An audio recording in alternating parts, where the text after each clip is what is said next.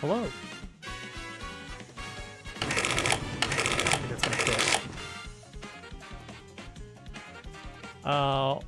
Welcome in, Mac, Willow, Al. Hope everybody's doing well. Everyone send Al a ham.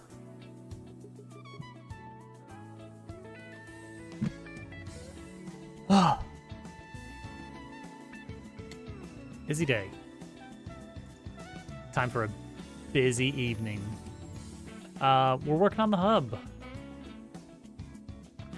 Stock the freezer. Our hub has horses.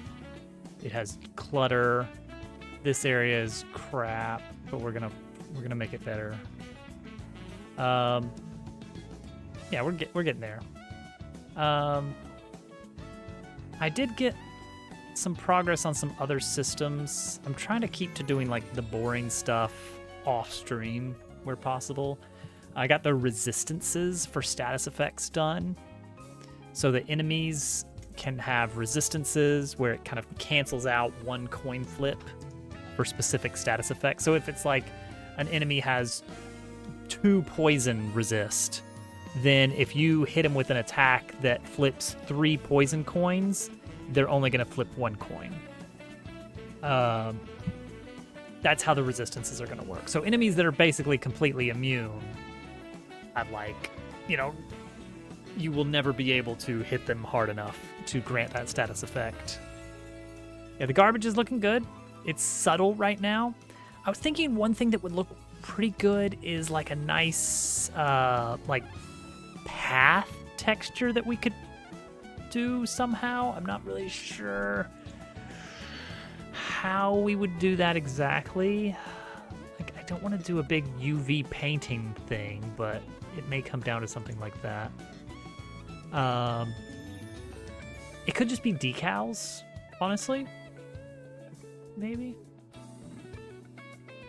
We'll consider some options for ways to sort of paint a texture on here. Well, it's not even supposed to be dirt. This is supposed to be more of an industrial floor, like sort of a concrete floor, but I could see it being kind of worn in places, and so that you just don't get this one single texture across the whole thing. We got some places where it's like a little bit different. If not that, we'll just have some basic stain decals, and we'll just throw them around all over the place on the floor. Yeah, right now it's too bland. I think maybe like some just like a little oily puddle and like a little area where it's like slightly darker but in a puddle shape would be good. That kind of stuff.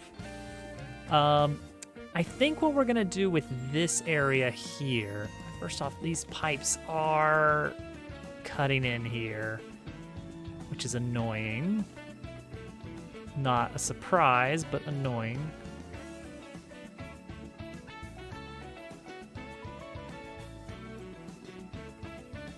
Oh yeah, and if you stand up here, it's even worse. I guess maybe I'm okay with it. So originally I was thinking like putting a bunch of big stuff over here, but I don't want to block the player in if they fall off the pipes on this side. So I think what we're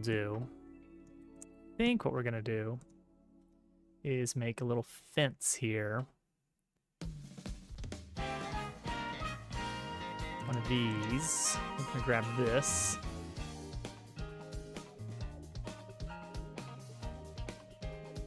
We're gonna kind of squeeze it in under here.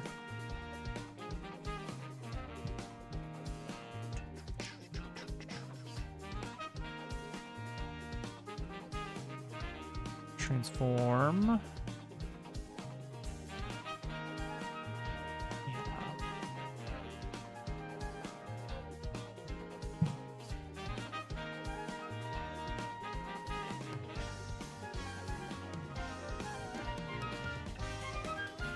This.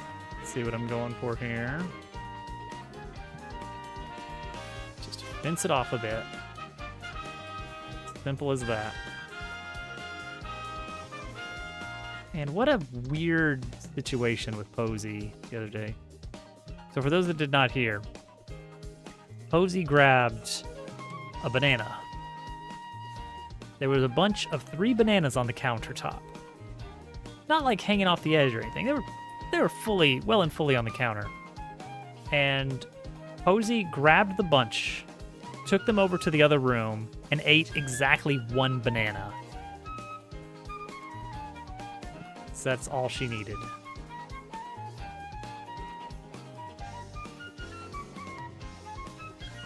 She decided that was enough. But not the peel. Yeah, she left the peel. She somehow ate the entire banana minus the peel. It was really impressive.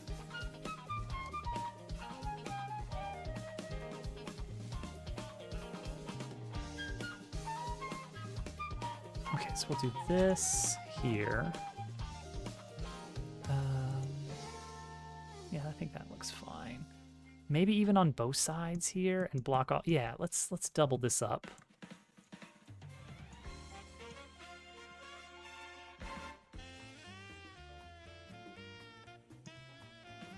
Just wanted a banana. Oh, get Leo. And then we'll do some kind of. Okay, so let's nest some of these here.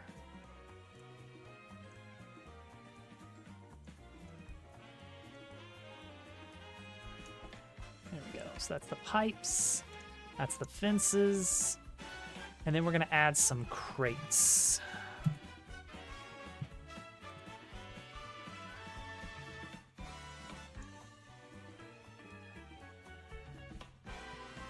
So we got some great crates. Oh, the big crates. Oh, yeah.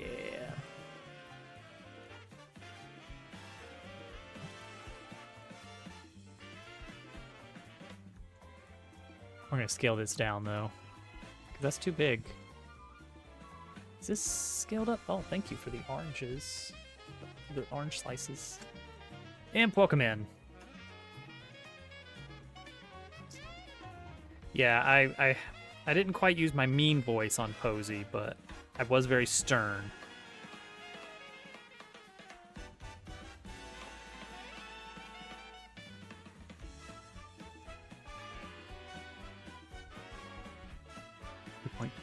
Okay. So these can be scaled down to 0.2. I mean 0.4. Be a normal crate size.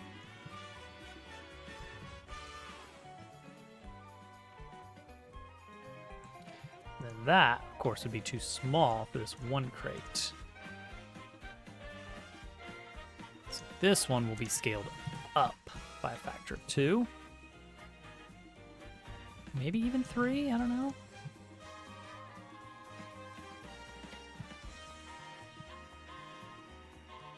Well, okay, so I don't want it to be where you can hide behind the crates. I hate when that happens with this. Let's take a look.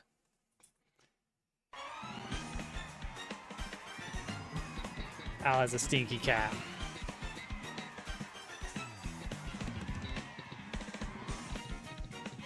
Yeah, this is okay, because you can still see the player.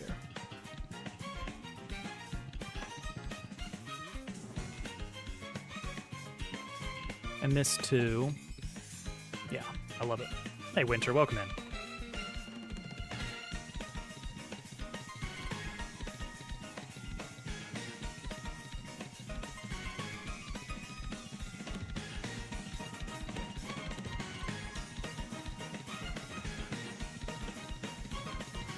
Oh, this is going to be rough, right? Well, we'll have to move the fence back or something here.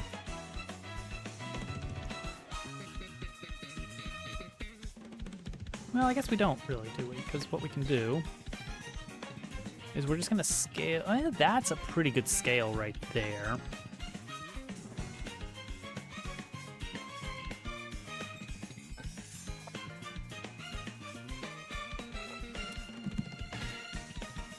And then what we'll do is we'll take these 2 crates and actually scale them down a bit, maybe?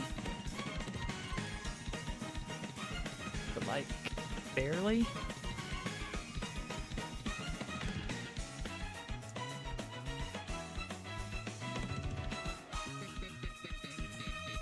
No, no. Let's just have these two a little bit off kilter from here.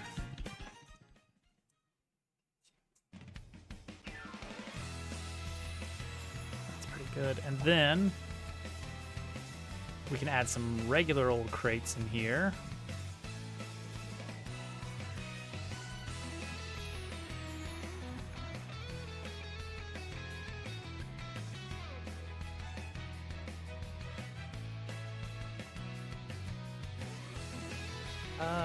This one, duplicate.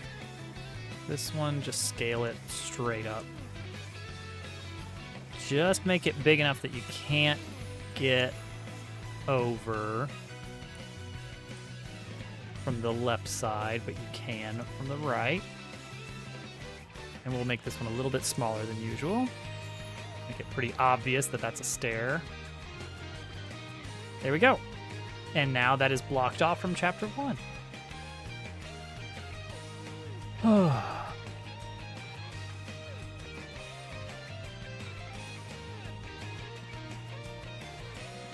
That's true. Posey scurried. Oh, see, I don't like this. I don't like that. And that makes me think these boxes do need to be slightly smaller.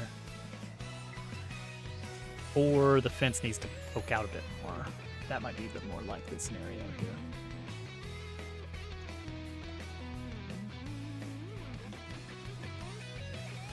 No, you can you still get that effect. Oh, I don't like that.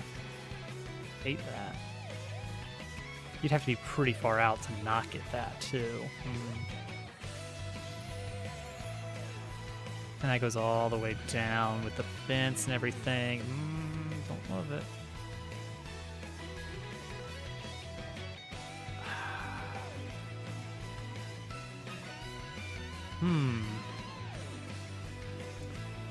How do we deal with this? Camera offset trigger?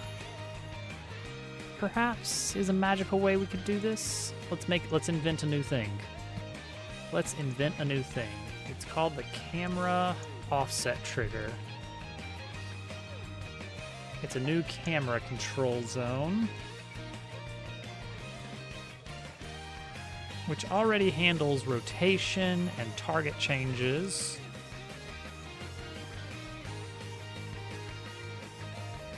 Peeling a banana.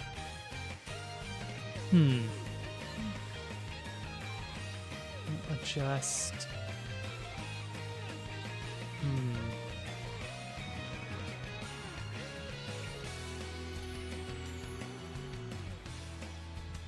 Okay, so it's on this, it's this camera. So normally you have a target and we stick to that. Oh, perfect. Ah, dog, Posey. Ate a banana.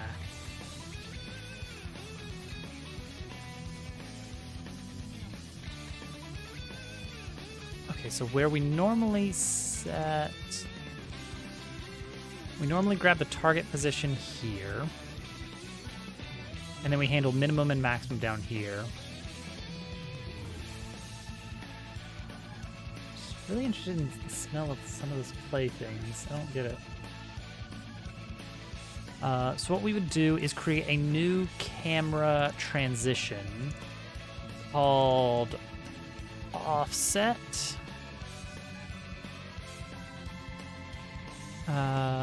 Yeah. So target. We have a value.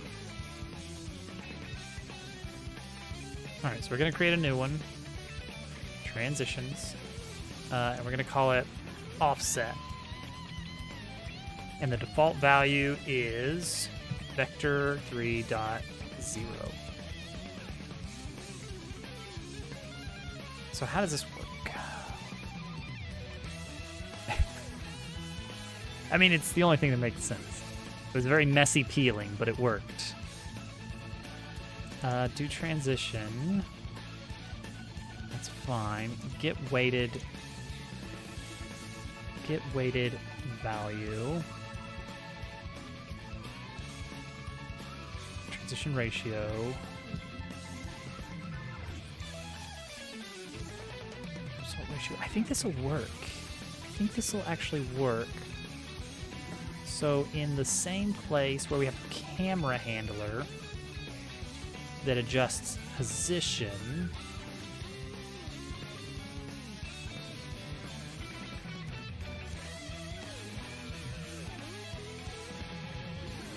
we can make one called adjust offset.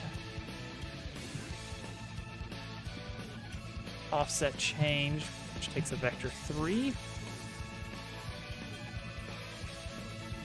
And we're gonna do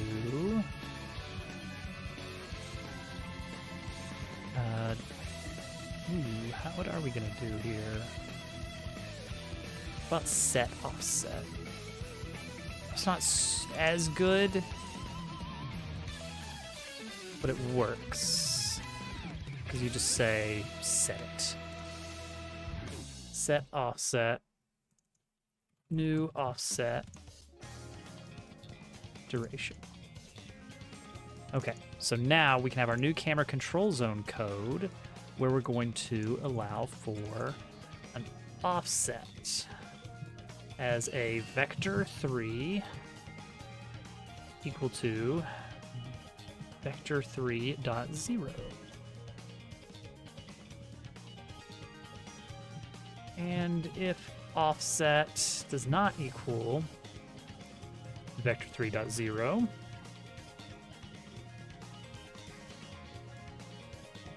set offset to offset over a period of transition duration. And then when you leave the area, set offset to vector 3.0. I think that's all we need for that. So let's try it. Let's throw a camera control zone in here.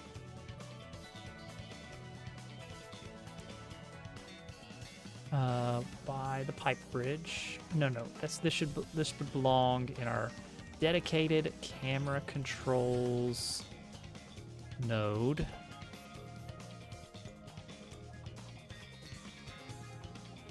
We can scale this. Posey. All right, Posey.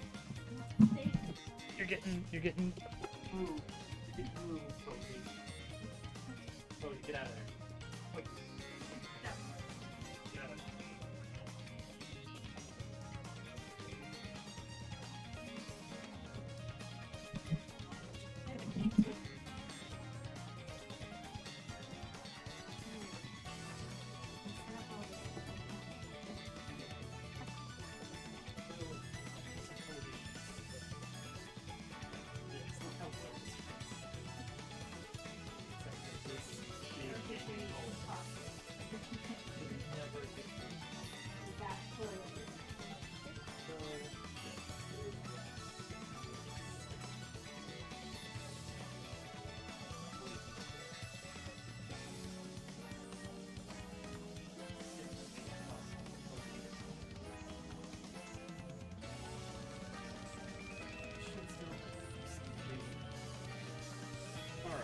Built a wall. Keep Posey out of Hovercat's desk because Posey just loves crawling under the desk. There's nothing there. Just completely feral, yeah.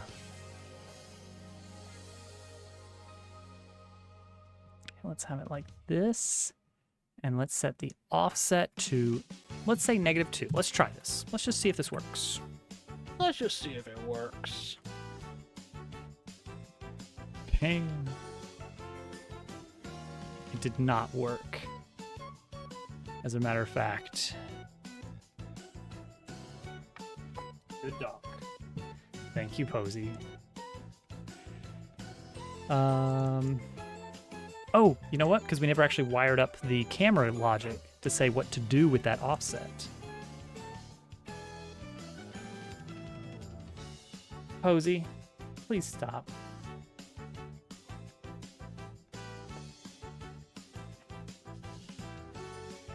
Here, camera target position plus equals.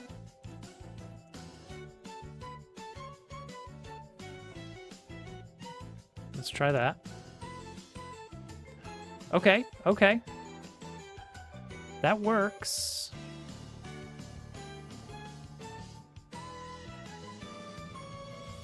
You know what? It's not bad. It's a little bit wiggly there. I think if I extended the size of this particular area and increase the duration so it takes longer, then it might be a nice... Yeah, you can still kind of force the camera in there. Well, not as much. Welcome in, Theron. I'm okay with this. I'm okay with this. Okay. I kind of feel like it should extend all the way back here.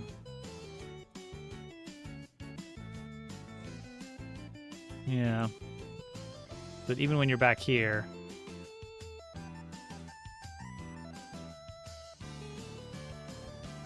Yeah. I think that works. And then maybe...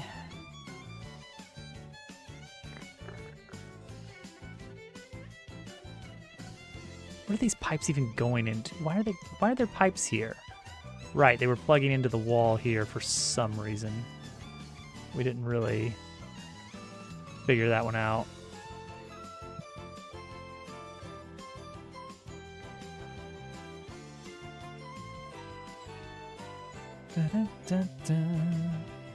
Sent there in a TikTok for pizza.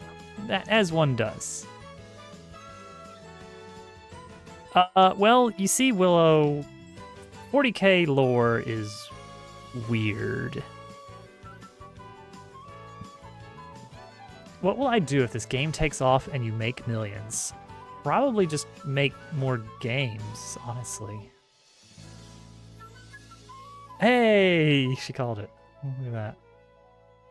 Yeah, I was typing that. I just said. Wow. Before you said it. You know me well. Like, yeah, that is what I would do, as a matter of fact.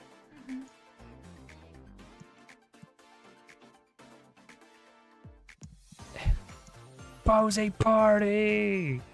Okay, see, this is nice because it kind of makes this area less huge.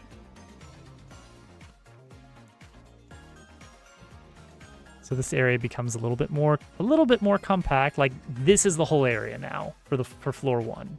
It's like, yeah, there's some corners that are just off screen, but like, this is it. This is much more contained. This is something that you can actually think about in your mind at one point. Because when you come in, we're going to immediately redirect you this way. We're going to have this blocked off. I still need to come up with something good for that. It's like, why can't you go up here? Stairs are out of order. I don't know. But that's what's blocking you off from chapter 2. And then we'll have some more people kind of meandering about here instead of just this one placeholder guy.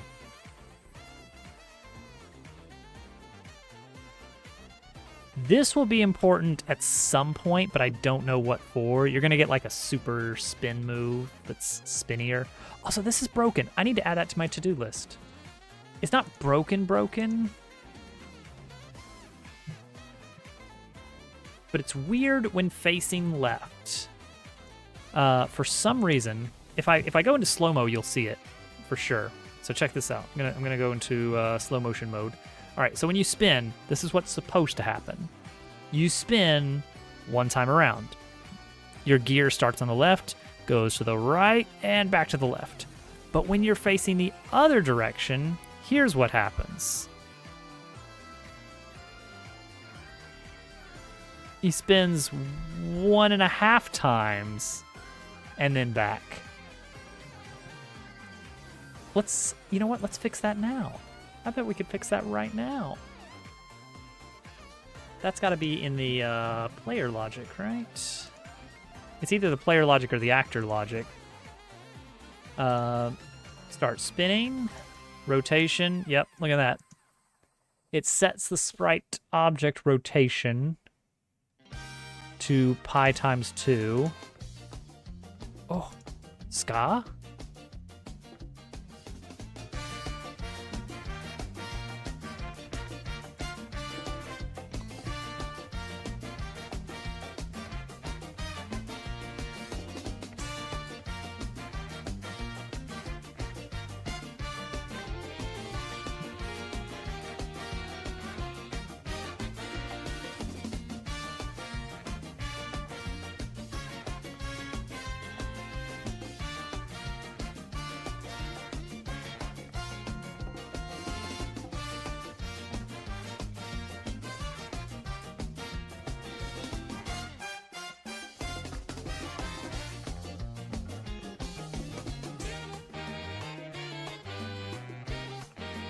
He flips around 360 degrees.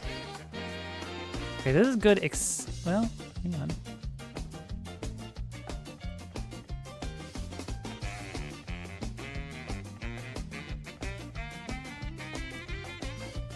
Let's check the sprites object on the actor base.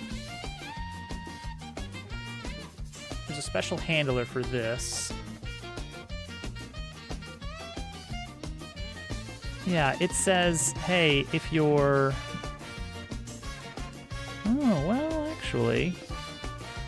Does this have to be like this? Could it be like this?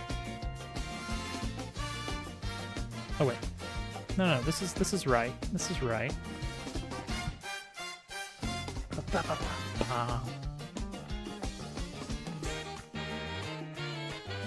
Okay, I think what I just want to do here is take this and do a pause mod.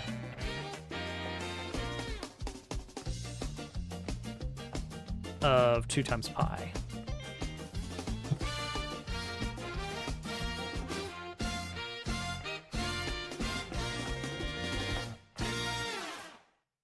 That's a fun one. There's a lot of ska mixes in here.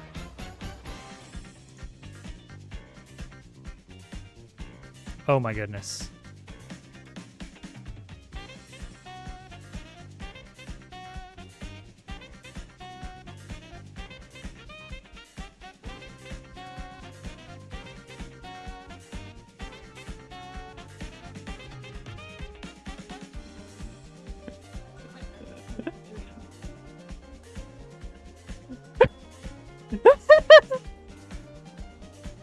Wait, hang on. I think if I talk to this guy...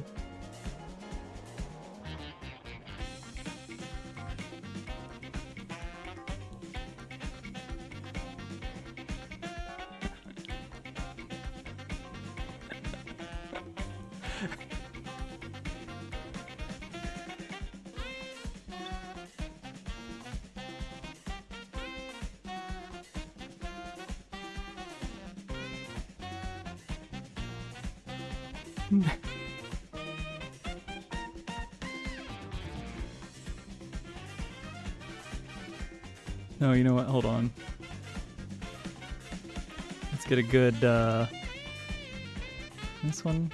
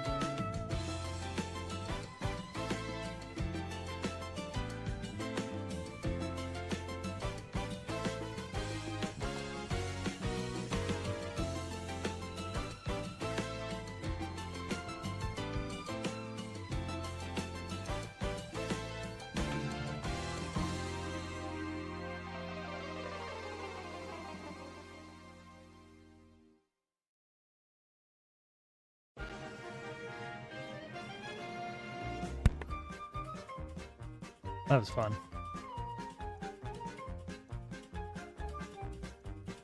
So we have a problem. Anyone who is facing right spins forever.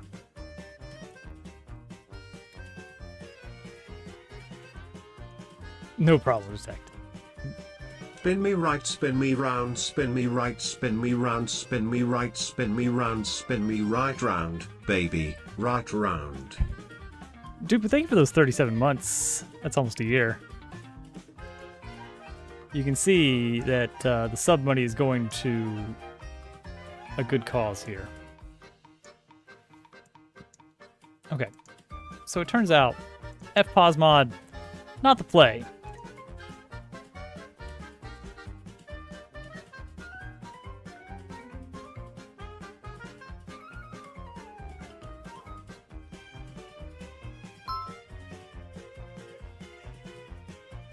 $20 bits so Posey can buy another banana. Willow, thank you for the bits. Let's see here.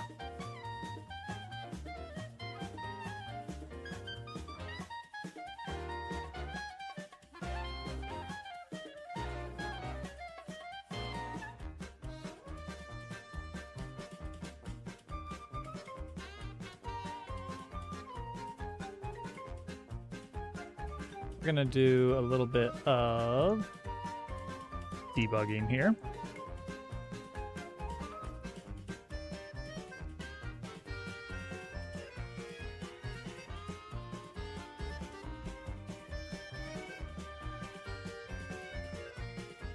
Let's see what we need here. All right, here we go. Dabble's current spin. And there he goes. It's... No? Why is it? All right, take this out. Because it's negative.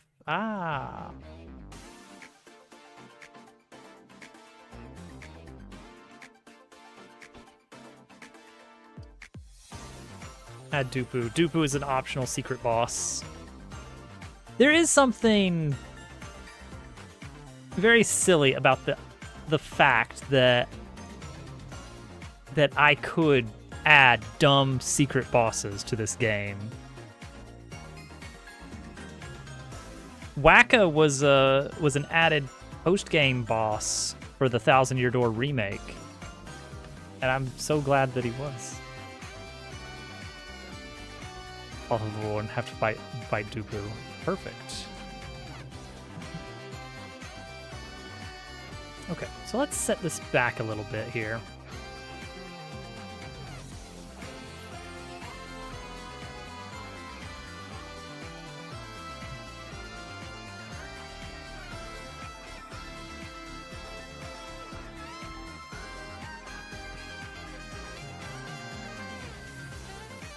So how does this work then? So this works fine until that.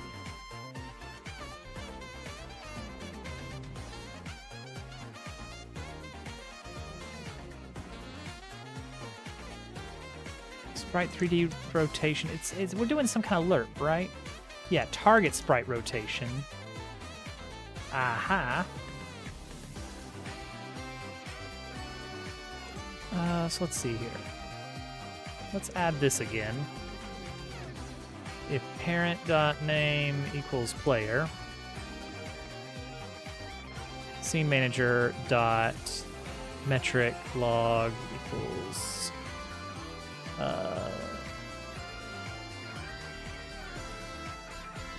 sprite 3D rotation, target rotation. What is it? Yeah, that's negative pi, and that's pi. And we spin. So when we come here and then we go here, we wind up going to 2 pi somehow. So let's take a look over at the player code. When we do this rotation, we just take whatever our current rotation is and add 2 pi. Which would be weird, yeah. It shouldn't be that. It should be If we are facing... All right. All right.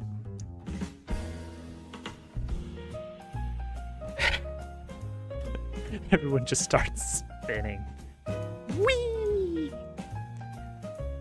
I mean, for the right price, for 50K, I'll make the sprite of your choice spin. Not while stopping. They will just continue chasing, but they will just whee. I still need to wedge Posey into the intro.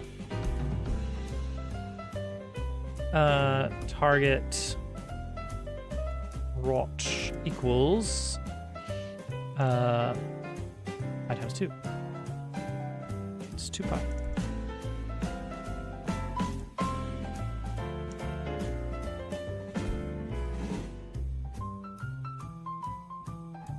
If player dot is facing right,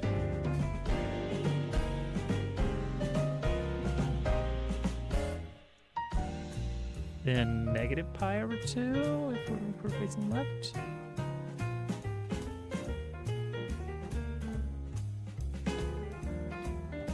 No.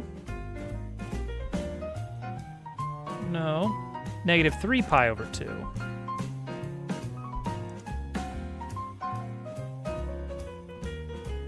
No, wait.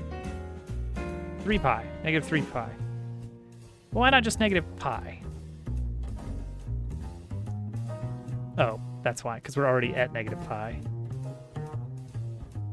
Well, then why not pi times 2?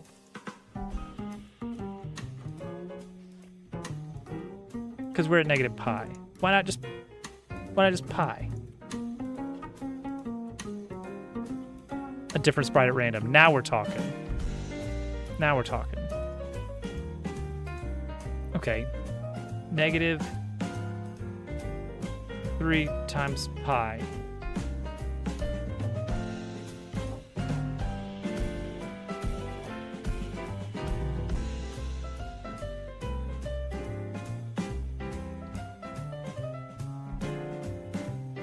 No. Go back to just pi. See, that's the thing though, is that it shouldn't have to flip all the way around. It's because he's at positive pi.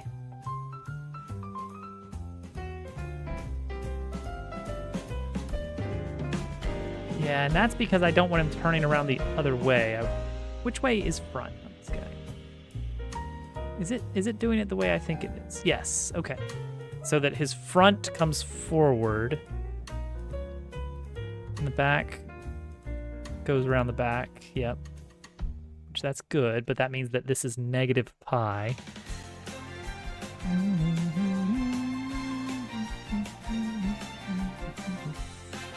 So what if I said...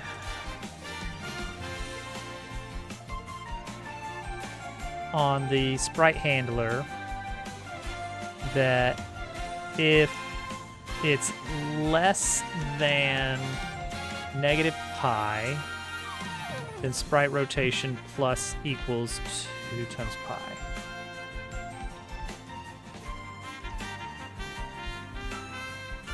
See, it still flips all the way back around. So he's flipping, he's flipping, he's flipping. Then he has to flip back. Okay, but now we do negative 3 times pi.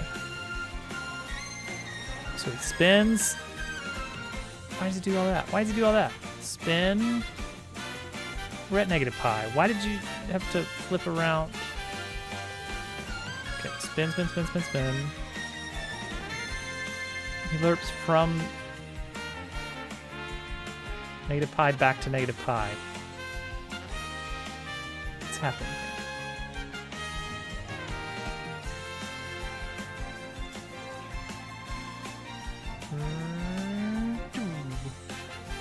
Okay, let's change this to say if it's less than negative 2 times pi, then we flip around. Hey! Oh, oh, oh. Okay, that's it. That's it. I think we're good. And do you guys still earn normally? Yeah. Cool. That was a silly little bug. Target rotation. Great. And that also fixes an issue where if you do your spin while you're mid-turn, it would do something a little bit awkward. Unfortunately, yes.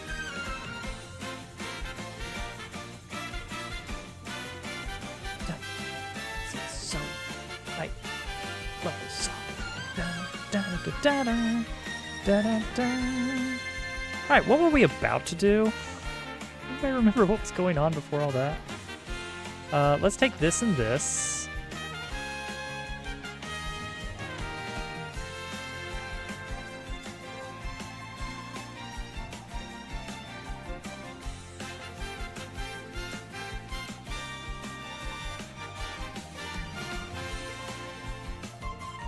Should this be a shortcut back up? Yes, it should. That would make a lot of sense and be helpful because it would be nice to the player that if they fell off back here.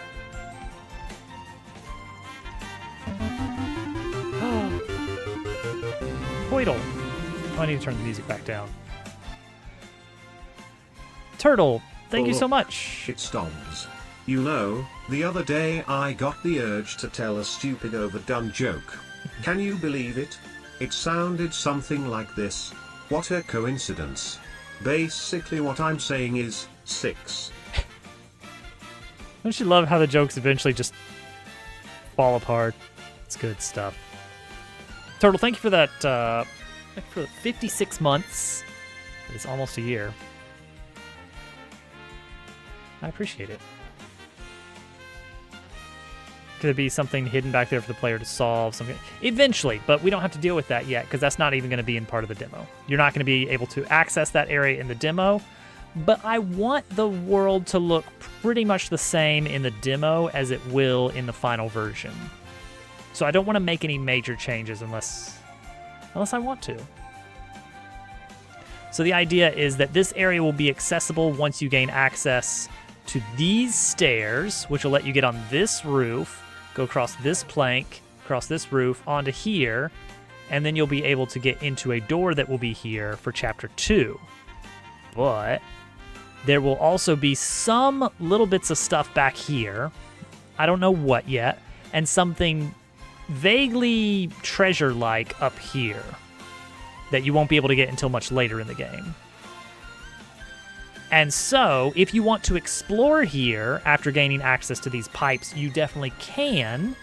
And so you can plop down and explore a bit.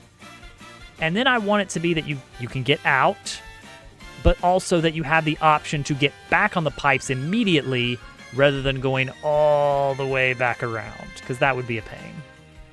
Looks like a Tony Hawk Pro Skater 1 map. You know what? I never really drew the connection with the textures, but yeah, it does have that kind of warehouse look, which is good because it is supposed to be vaguely, you know, a big empty industrial room that's just been filled up with junk.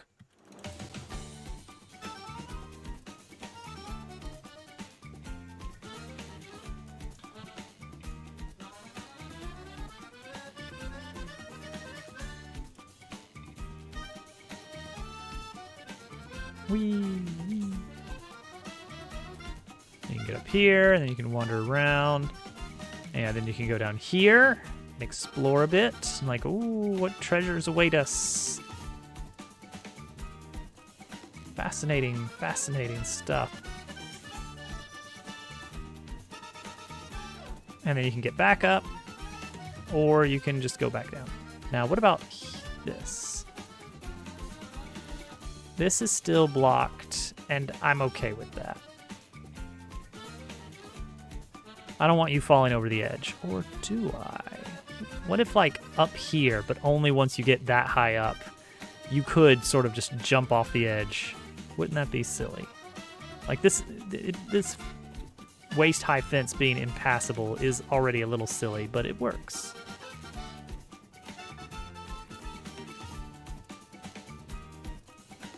Turtle, there was a little bit of horses spinning around earlier. I don't know if you've met the horses yet.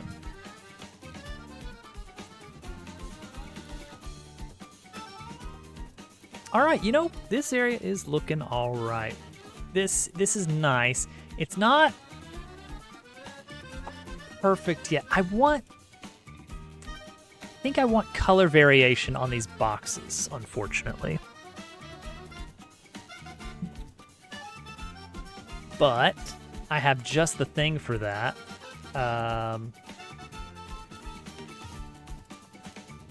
Shipping container. The unassuming shipping container.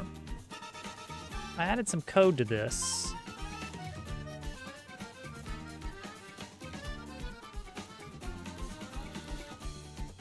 Yes.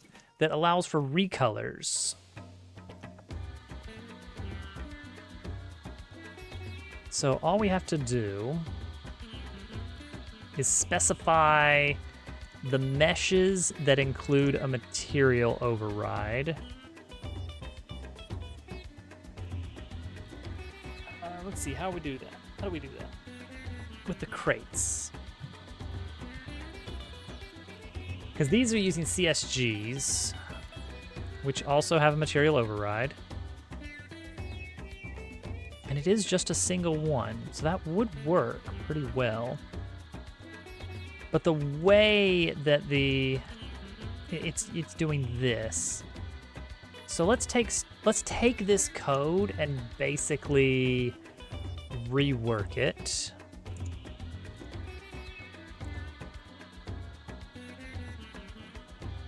And call this static crate recolor.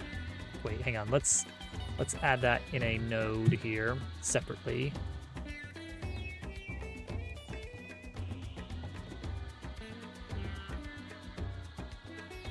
All right.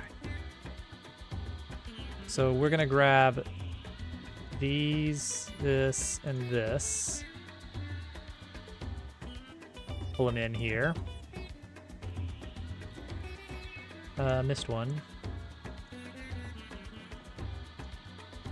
There we go. So we're gonna take these 5 elements here. Which realistically, what this should be is an export. Meshes.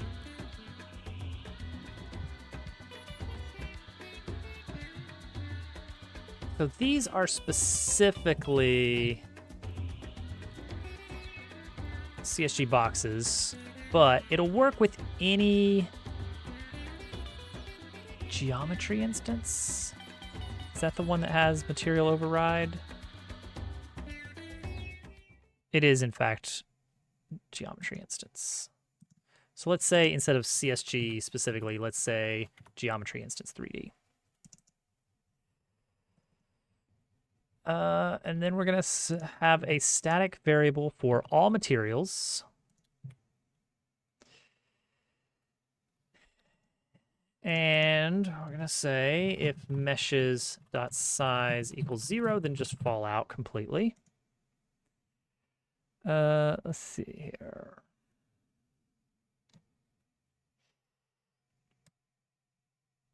Let's do this again.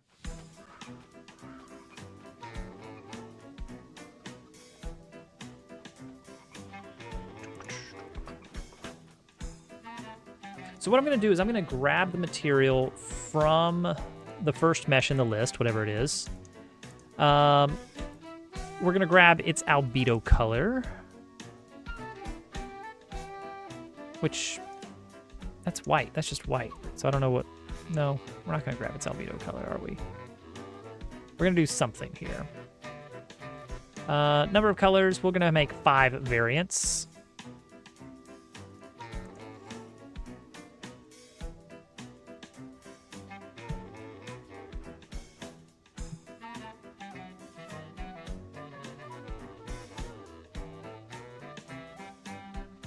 We're gonna set it to a random color. New material. How are we going to define this new material here? It's going to be a version of this, but what, with just a different albedo? I mean, I guess we could do something like that. Not full saturation. Pib party, let's go! Where is it?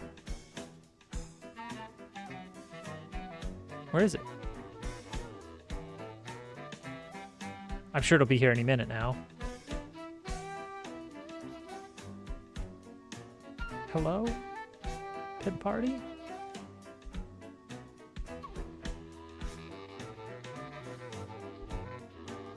Did I just miss it or something? There was supposed to be dozens of soda cans flying around. Did play.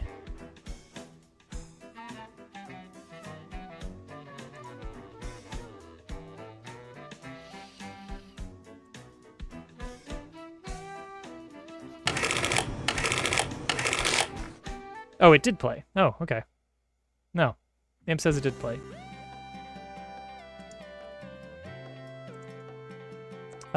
New color is going to be...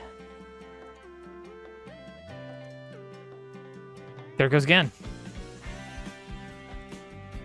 Saturation 0.5. Value 1 is fine. And new hue. New hue.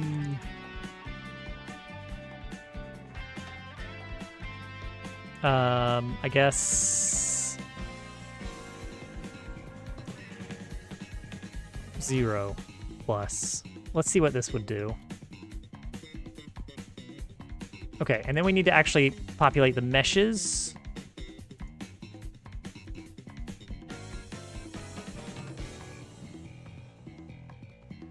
Mesh. Oh, wait, no. Mesh. Mesh. Mesh. Let's see what this does. I don't actually know how this is gonna look. We're gonna have to vary the... Oh. That doesn't make a difference. Oh, wait, no, maybe it does. Oh, because we need the parent's global position. Yeah, so I'm using the crate's position as sort of a crummy seed. Well, it is certainly different. As sort of a crummy seed on where like on the recoloring, so that as long as a crate always has the same position, it'll always get the same random value. And that's just to make sure that every time you enter the room, you always get the same randomly selected colors. Let's do this as process just temporarily, so that we can change things a bit. We know this won't work, will it? Yeah, we just have to redo. Which is fine. Okay, so something a bit more gray. That's better. That's surprisingly better.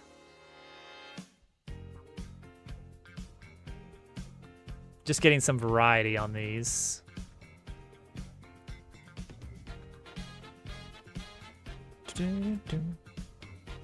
What would, okay, so if that looks that way, what would tutorial room 3 look like? That's the box room.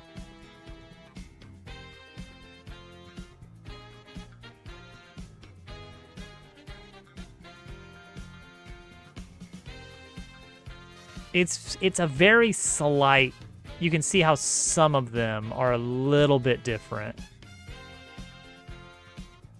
Like just a little bit. Just enough so they're not like all identical. Yeah.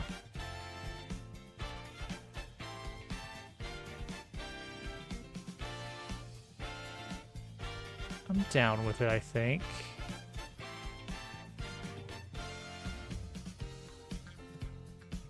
Now, one thing of note is the UV offset. Can we adjust that on this new material?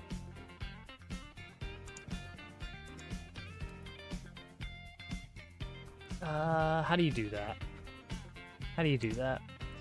Material as this. UV1 offset.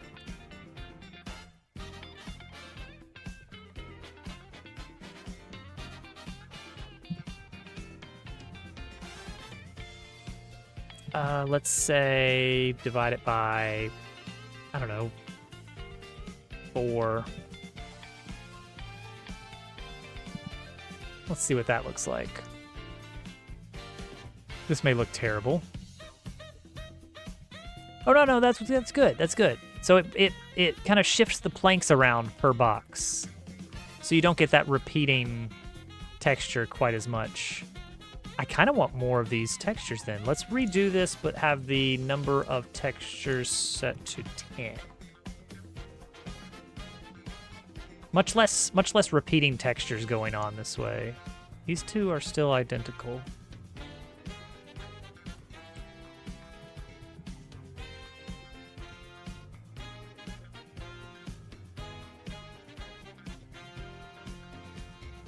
Why do you two wind up getting the same value?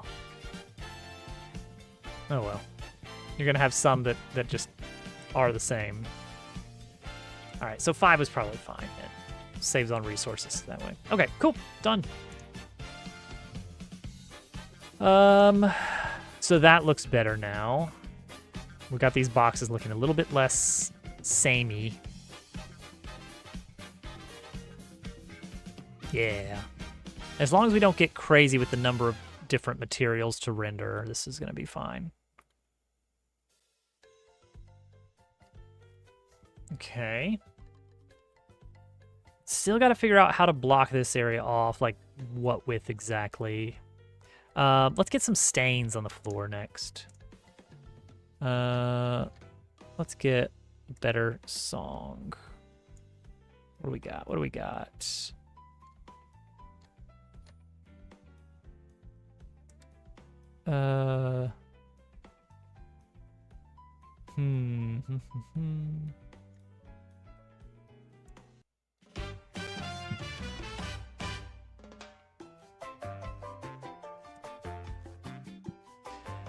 Let's see. Puddle. We have our puddle texture could be good.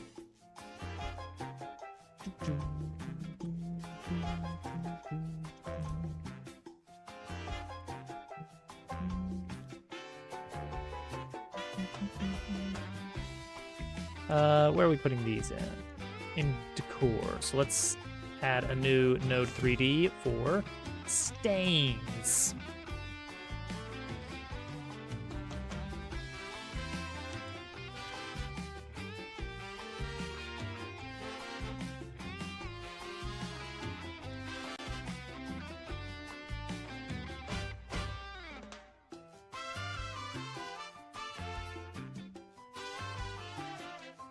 Okay, looking good so far.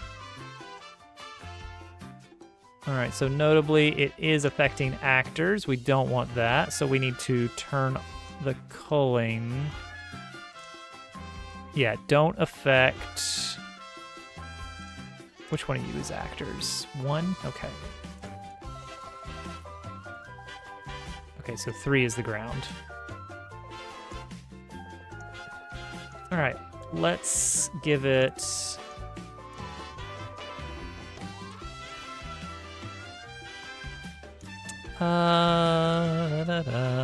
It's... Wait, parameters.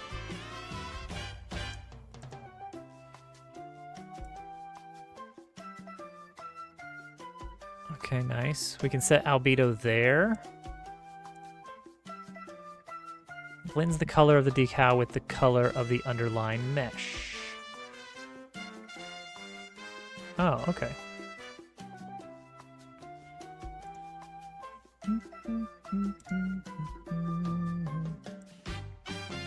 So, how about, what if I set here? What is that? Ooh. Does that do anything with the lighting? Doesn't seem to.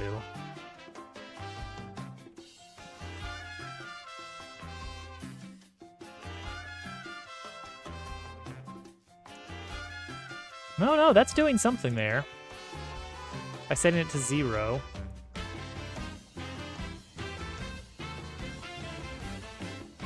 ORM. ORM. Occlusion, roughness, metallic. So I've just set them all to 100%. And we're just gonna see what that does. I mean, that looks fine as a weird puddle. But no, I think we do need some of this, but as like, I don't know, dark?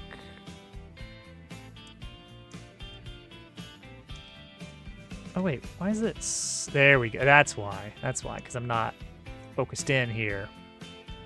I need to go up by 0.4. Yes. There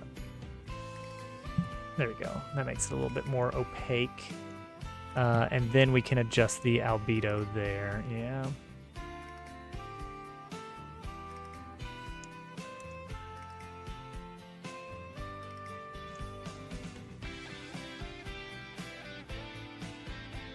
And we can stretch these out if we want to.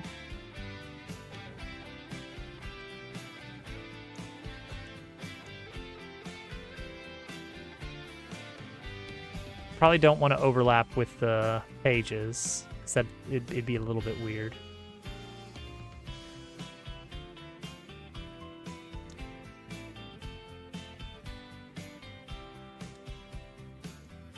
It's a little too big now, probably.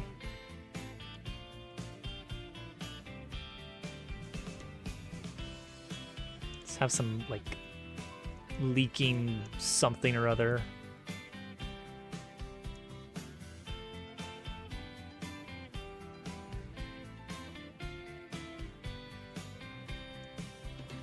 Let's make this one like significantly smaller and then overlap it with another to give it a different shape.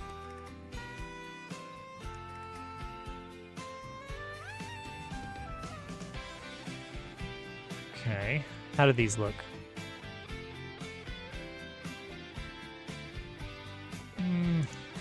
Okay, so that's not the way to do it with this. Get the ORM out of here.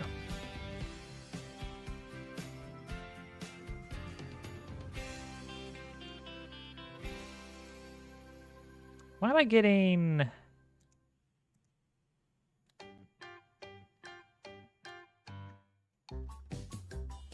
Okay, I'm just still not quite locked in.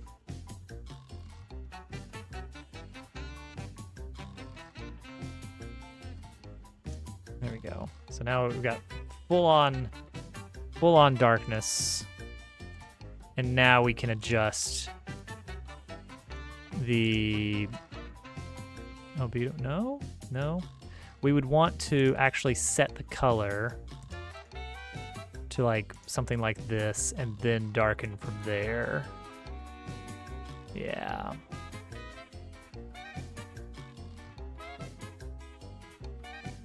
Something like that.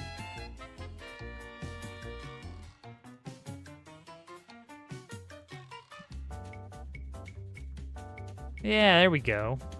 There we go. Just a little splotch on the ground. I think it's... All right.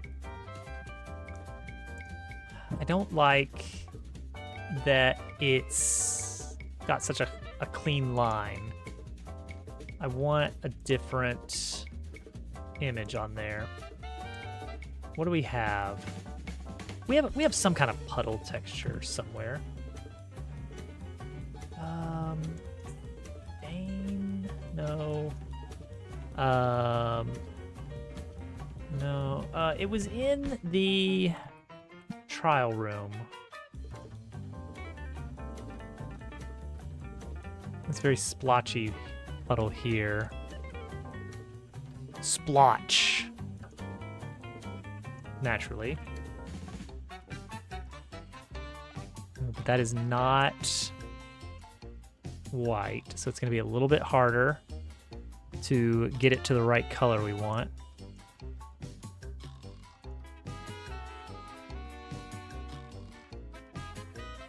Its default is like a bluish color, which is a little bit difficult to work around.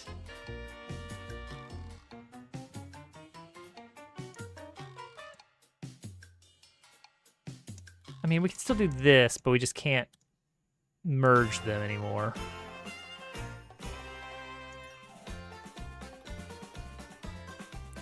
Oh yes, Link's Awakening. Dungeon 7, I believe. Far top right. Maybe one over of the entire game.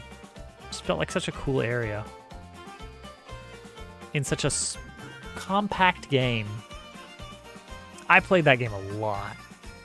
That looks alright. Having two of them close together now does not, though.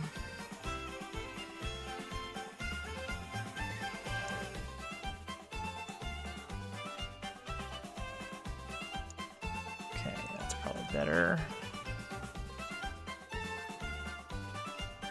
Can we go even lighter on these? Get really, really faint. Actually, that does look pretty good that way.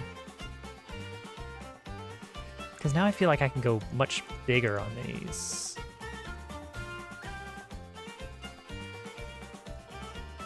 Like I can get these really big without being obtrusive. Like really big even.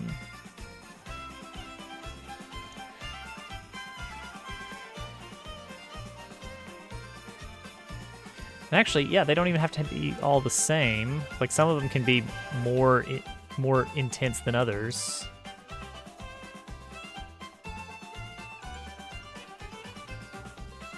Like having some of these be very faint but large versus others being more pronounced. I think that actually works really well.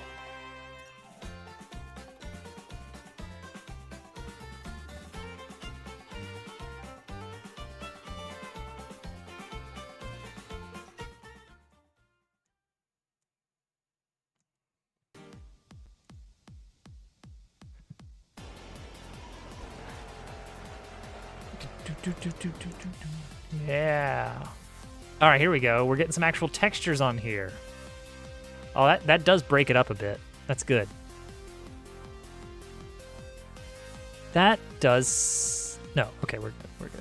What's going on with the shadows here? Why are they all blobby? We have two different shadows happening, and I don't really remember why. Oh, it's a big spotlight, isn't it? Put a big spotlight in here. Because I was like, yeah, we need more light. We need more lighting directions. If we're doing that, don't even enable the shadow then. Let's get that out of here.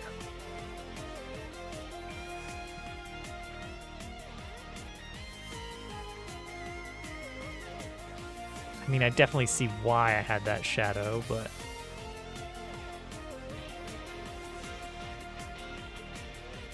No, this looks alright. These are really hard to read here. You know what I mean?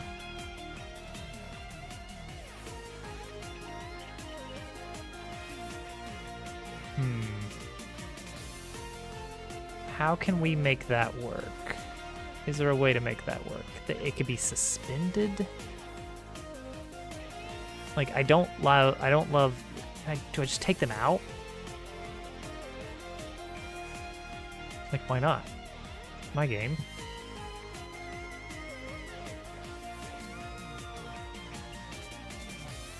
Yeah, they're just... Who knows? It's magic. Doesn't matter. No. Let's Let's instead...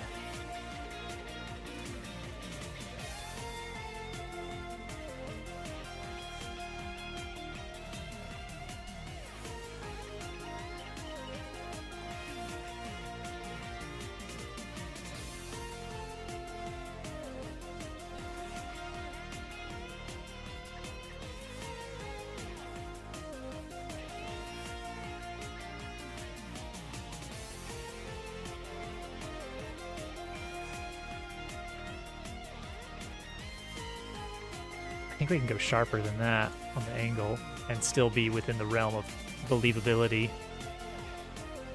I mean, obviously it's not physically sound, but it's vaguely believable. Yeah, I can believe that.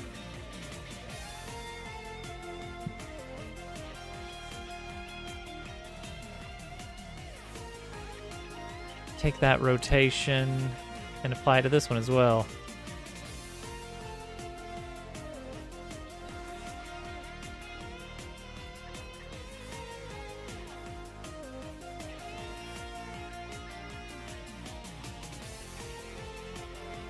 Works for me. Okay. Yeah. Love it. Love it. Now you can actually see the goods.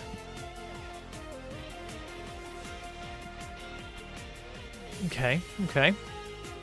We got little splotches, we got little flutter pieces.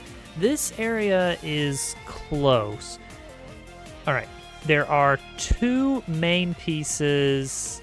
Oh, this is bland. This needs trash bags. Trash bags. We're gonna need blender.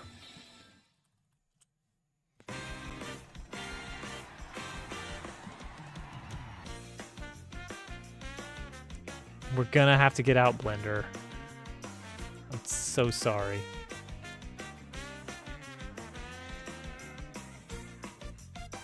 All right, default cube. You're doomed. I don't think I want trash cans. It feels like something for a place that's more established with like some kind of more formal civic structure. Like to have trash collection.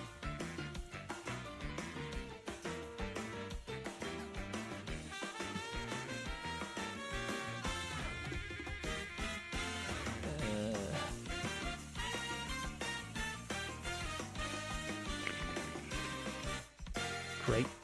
That's a good start already.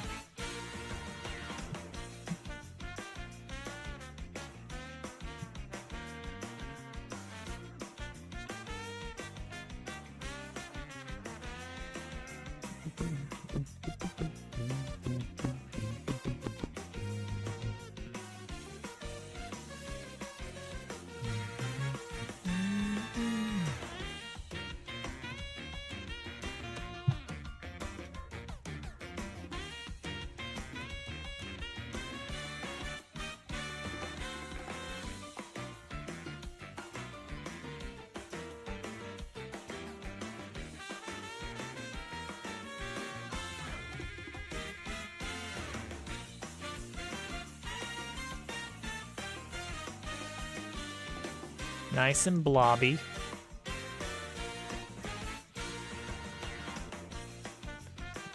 And then the piece de resistance.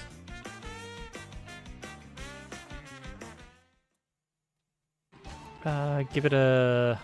Oh, this is going to be very silly to do it this way, but I'm interested to see if this would work.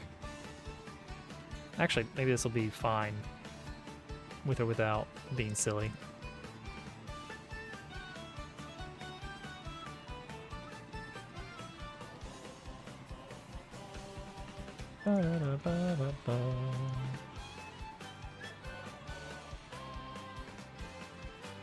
Let's take these three.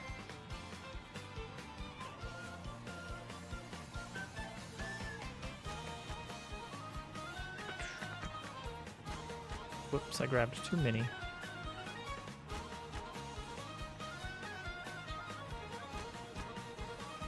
we go.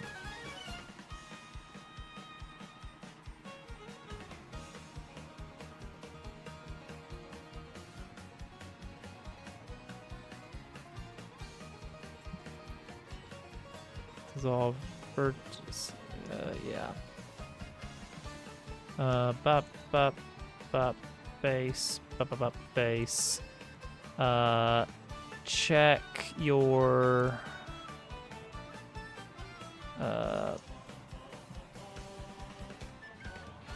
show me... how do I do this again? Show me face orientation. Good. Good. We're great. We're great.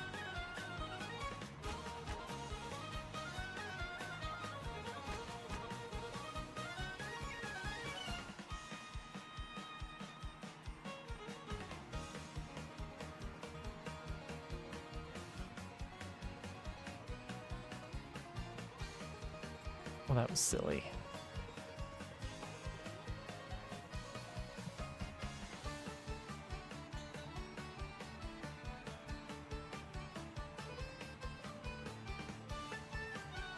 Actually, you know what? No. Would make more sense, perhaps.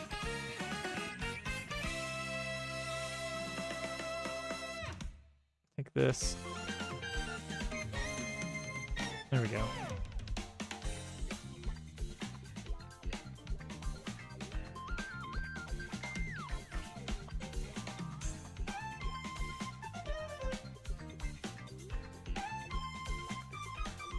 Yeah, this is a lovely blob of trash. Now, giving it a hitbox is going to be interesting.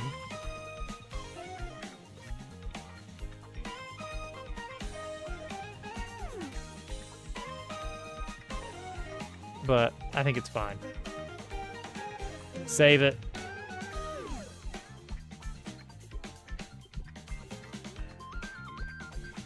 Export. I spent way too long on that. It was dumb. That should have been just like a little... I think I spent like 10 minutes on a 5-minute job there.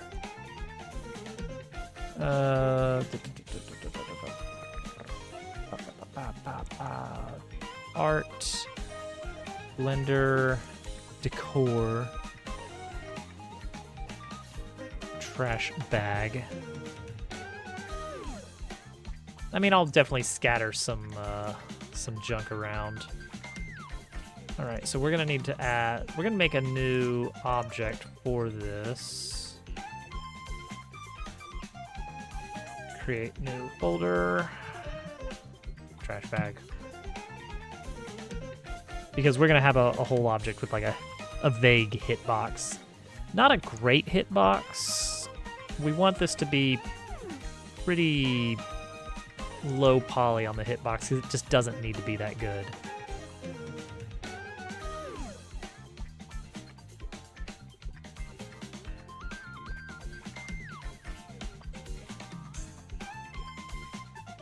All right, let's give this a material.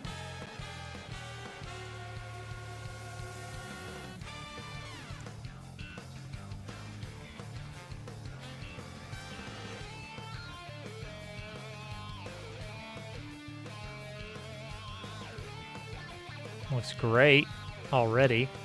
Have a little bit of shine to it.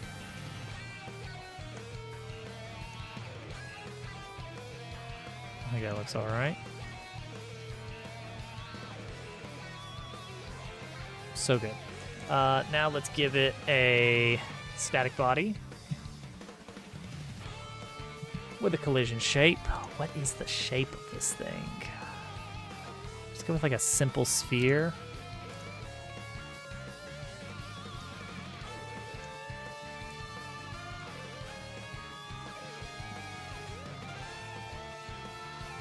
What can we get away with here?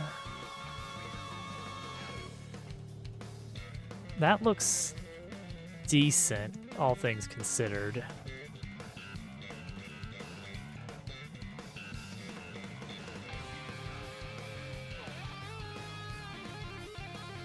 All right, yeah, let's add some trash.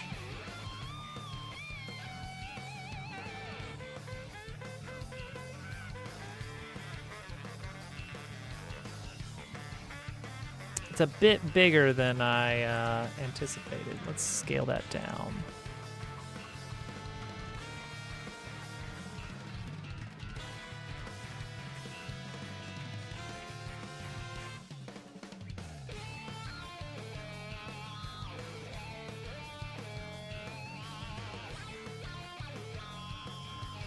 Okay, don't want it clipping into the fence, but into the invisible wall is fine.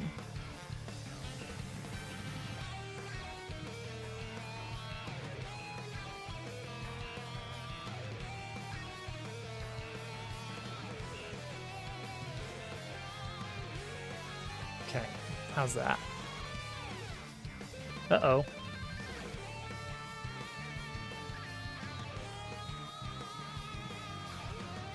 Oh, wait, nope, we're good. We're fine. We're fine. I don't know what I was even worried about. I just looked over and I saw a big red square on OBS and just got a little bit concerned about it. That looks fine. I think they need to be a little bit darker.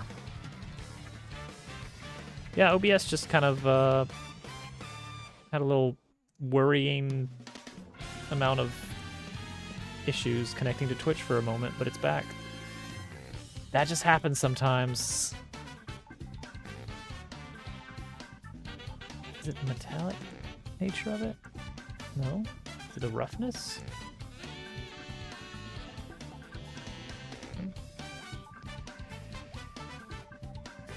I mean, there was nothing really wrong with OBS.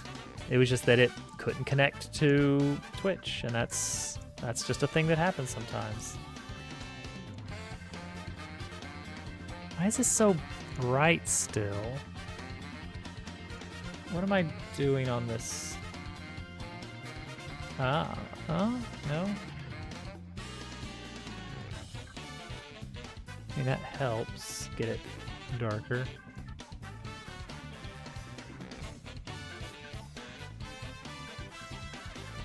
Too dark, almost. Maybe it needs less saturation, too. That helps. Does it need a rim light? That does help it stand out a bit more against themselves, so I do like that. But I want it to be a little bit less pronounced. Just like a little slight bit of light on the edge there is good.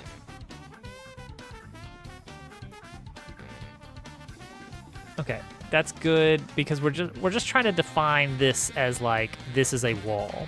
Like right now it's see-through with the fence, and I just want to have a bunch of stuff piled here that makes it obvious like, hey, nothing to see here. Don't worry about it.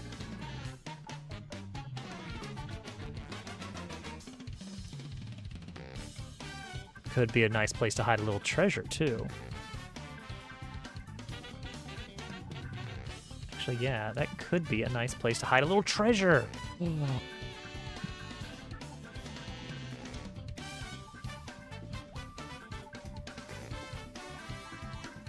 take this one and we scale it up a little bit.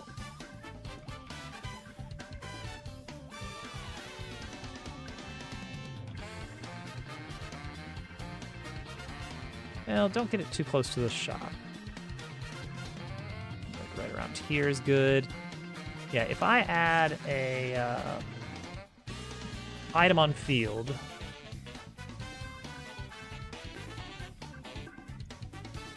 guess we need that. Node 3D treasures. Item on field.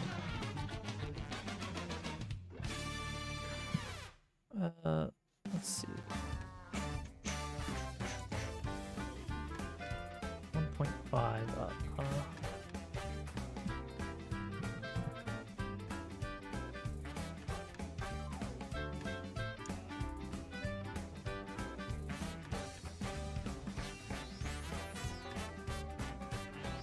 What's our free item gonna be? A strawberry, most likely, right?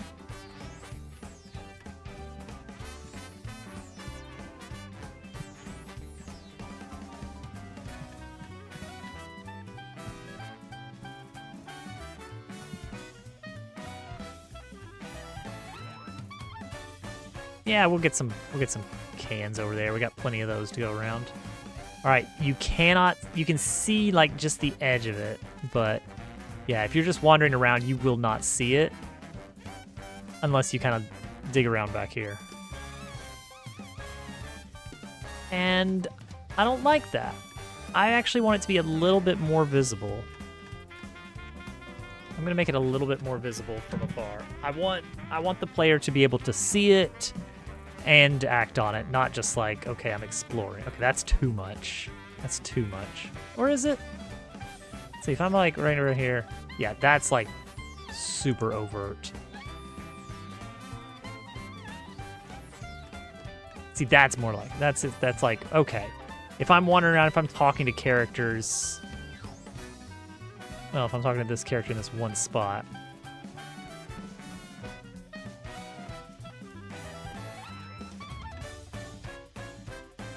yeah, you gotta be like in the zone. There's a narrow window there to be in. Strawberry, look!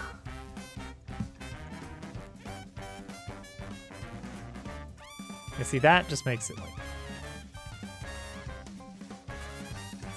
It's only if you're like in certain locations you would see it.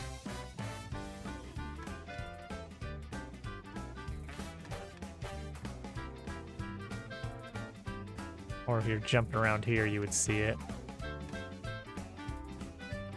So you don't see it when you're talking to him here, but you would see it no matter where you're talking to this guy. Let's go with like right around there. Hello, GQ. We had a nice horse party going on just a bit ago. These guys need a bigger dialogue zone, I'm noticing. And it's like not big enough.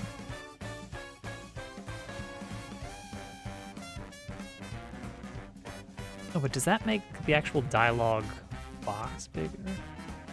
Maybe not.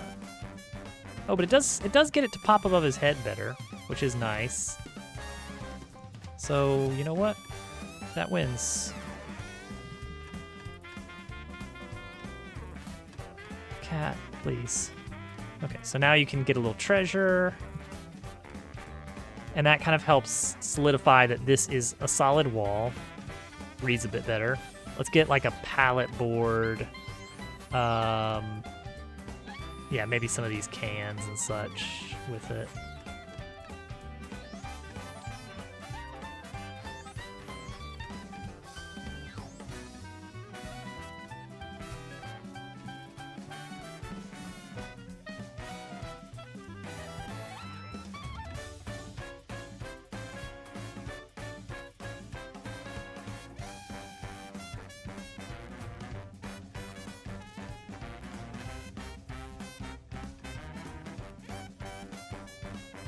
This is gonna be great right here. This is gonna look amazing. All right, here we go. Oh, is that not the one? Oh, it's this one. Okay.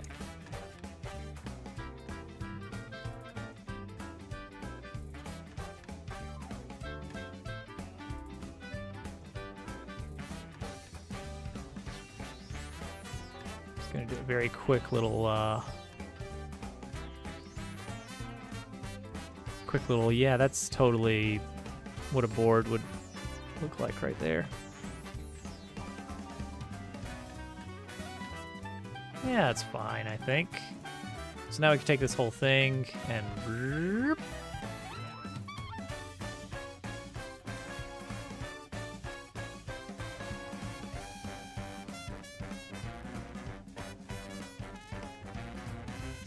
House Strit's founder, Larry. Everyone loves Larry. Kids love him. It's Larry. I kind of want this whole thing to be a little bit larger.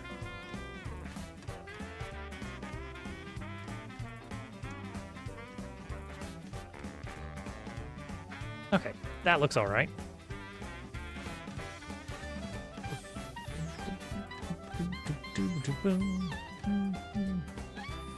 Okay, visible treasures. Big old board here. You can clip your arm through it a little bit, but not a noticeable amount. Kind of want it to be scaled up on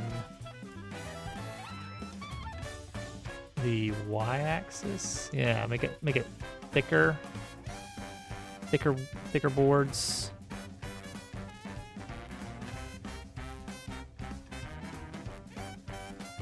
Get those to overlap a bit more.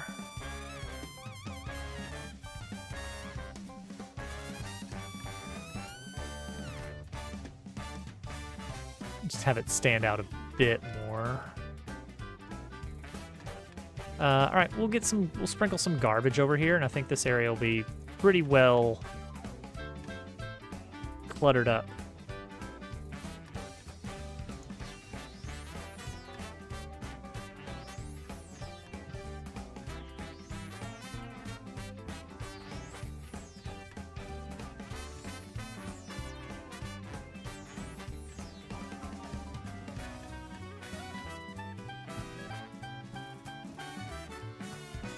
Larry T. Horsington.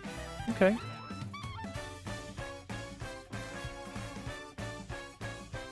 No qualms here.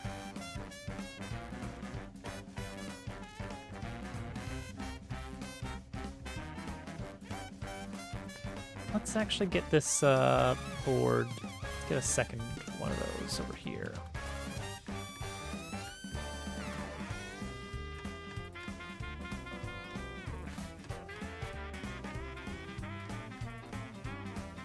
Yeah, that works pretty well. Do I want this camera zone to be even wider, maybe? I'm starting to feel that way.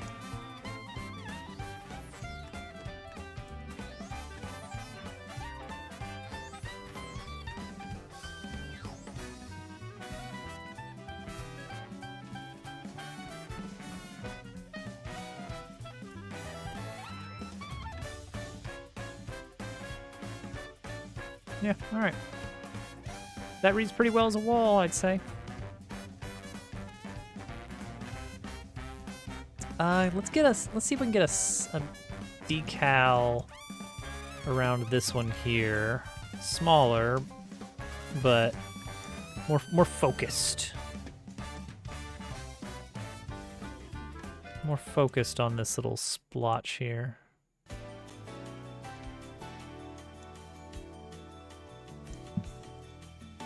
Yeah, that's good. That's good. I like that.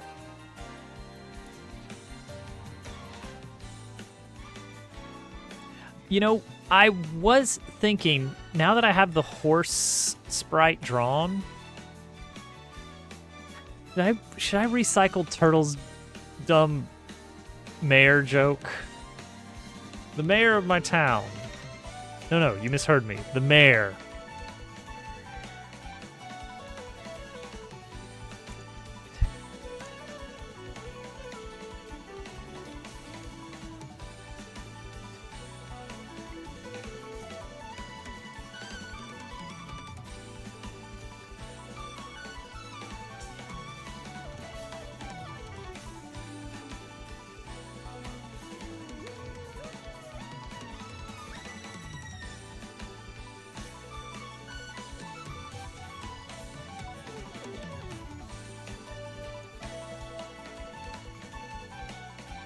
That's true.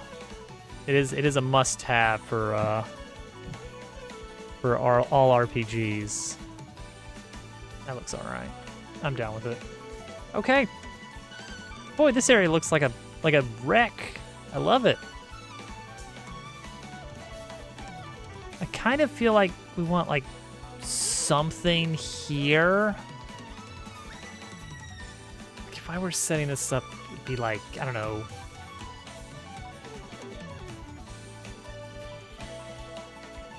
Like a big poster or something, I don't know. The big veiled references. That might go too far into the inside jokes domain. We have to be careful to toe the line. For instance, you know, we should definitely plaster Mogchamp all over the place. And have lizards.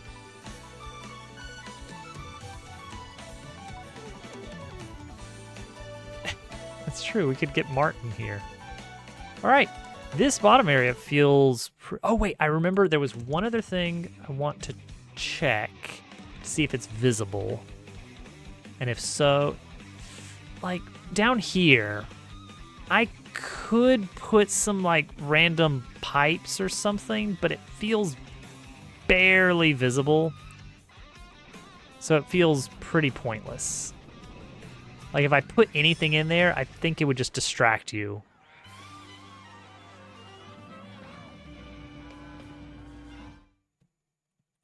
Hey, GQ, did you know that you gave this character its voice?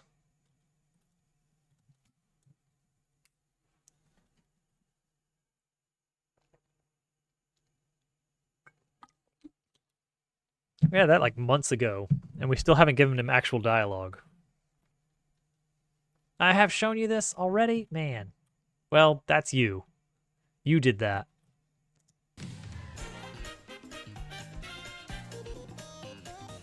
All right. Remaining down here is we need more characters that say things of note.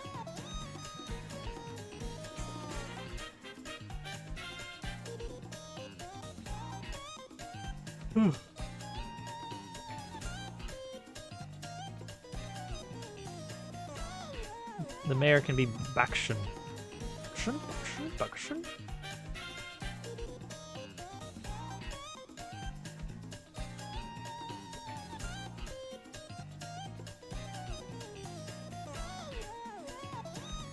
I guess we can have a frog up in here. Like, there's no reason we can't use our frog actors, too. Alright, so what is this guy's name? Who are you? Hubfox 1. Hubfox 1.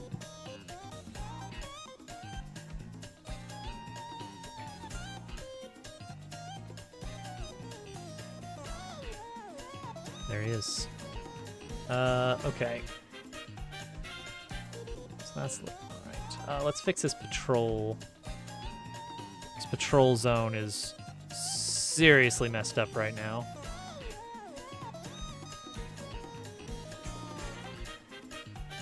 Oh, that's where he's going, huh?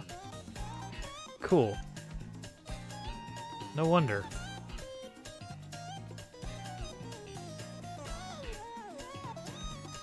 Oh, jeez. Oh, and also... Alright. How about we just reset both of these? And now let's position them a little bit.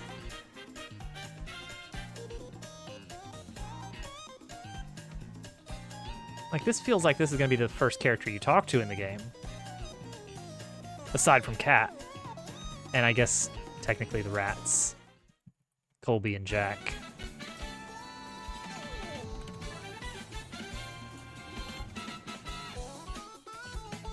Alright.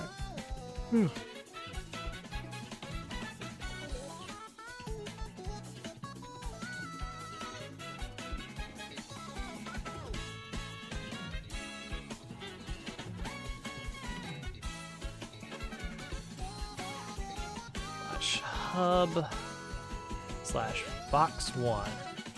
Now we need to actually write some dialogue.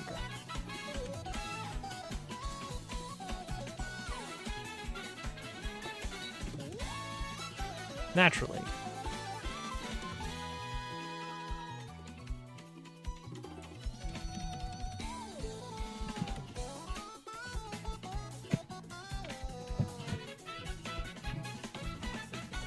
All right. What kind of stuff does this guy talk about?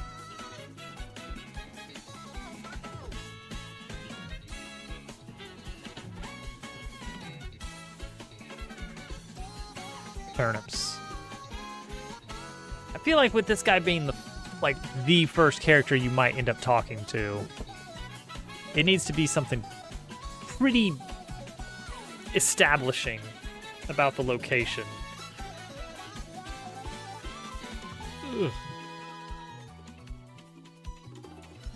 Huh. Tell you, everybody's got an angle around here.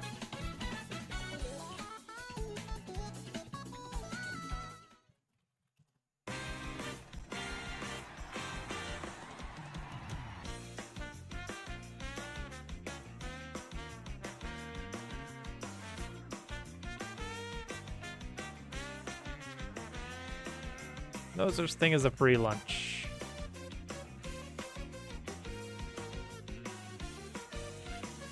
Oh, we need to have an inn.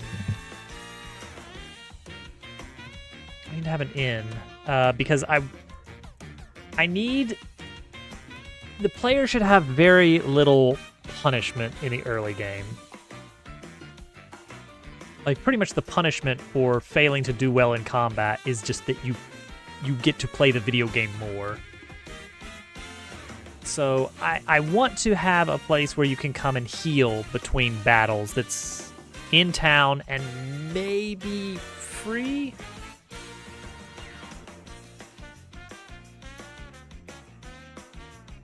As like a little starter? Maybe not free. Maybe cheap. Yeah, somebody will talk about digging around in the trash. And that's just what people around here do. That's their MO. I need somewhere for money. So at some point, I need you to get money.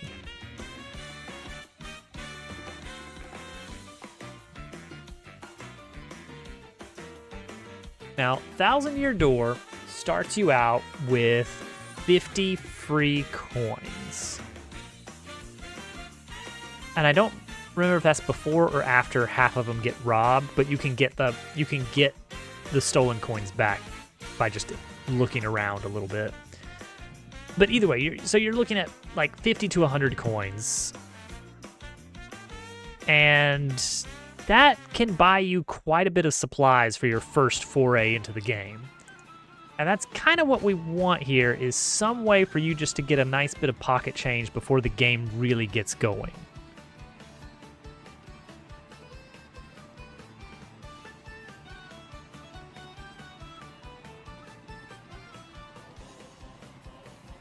And I want it to be something that you can do without really talking to characters, if possible. Something that's very unobtrusive and you can just kind of like lazily wander into it. But it can't be that you just start with the money. Money, yes. Play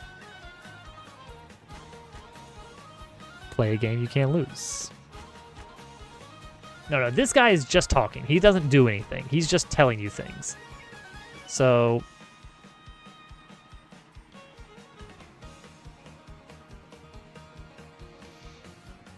like maybe, all right, so where is the inn? Is this the inn? This could be the inn right here. We could add a real door, a real fake door. Uh-oh. That's never a good sign. Oh. Well, you gotta.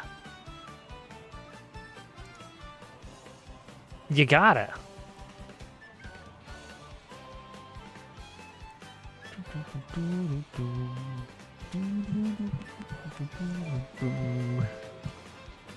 Love the train in this music.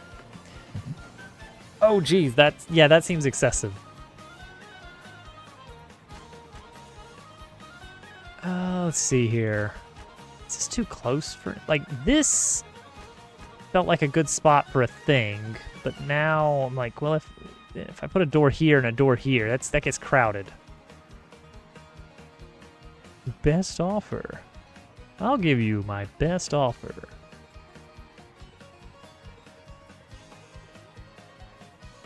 $6.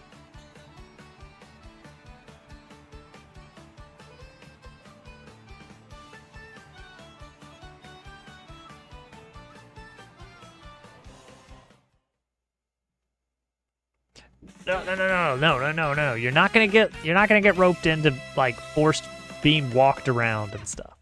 That already happened. That already happened with the little whoa da da da da cinematic that happens when you first get here with the music. That's the extent of me showing you around. At that point, you are set. You are free. At that point, the game is no longer holding your hand. You are allowed to go out and explore. And importantly, and I hate this, but it's an important part of the game. You are free to explore and you are free to miss things. So we've already figured out basically what the fox is going to be talking about.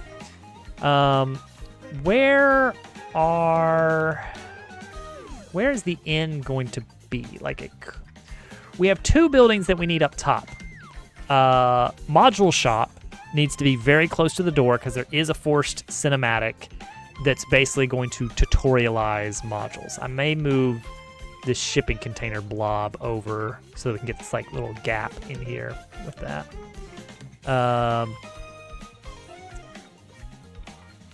Inn could be here, but I hate having this door so close unless we move that door here. That could work, and then just have the laundry kind of hanging out of here. Let's do that. Let's make this the inn. This is officially the inn. We might even put a balcony up here. That could be fun and silly.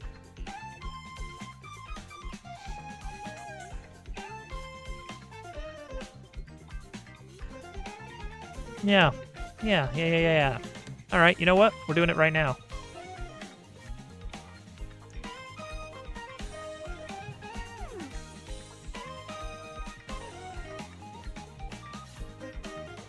Thought I was joking. No, we're doing it now.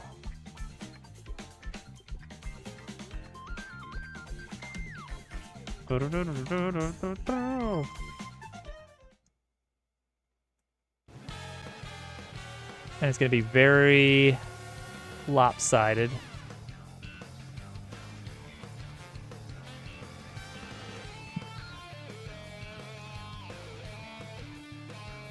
Sheet metal seems like a terrible material to use.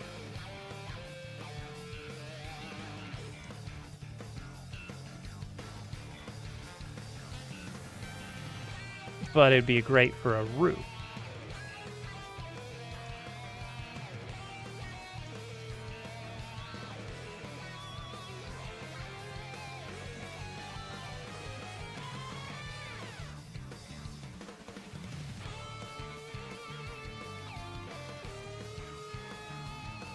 And then this would be probably the dark planks. Kind of jutting out a little bit.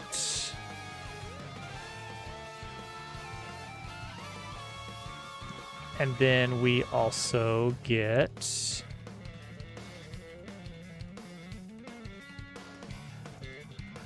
pipe rail fixture.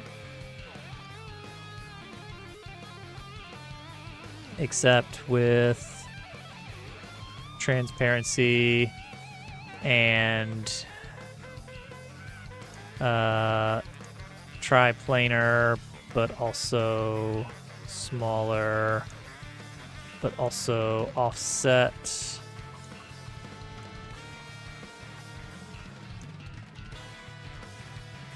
And also in. And also less, and also, is that, yeah, that does change things.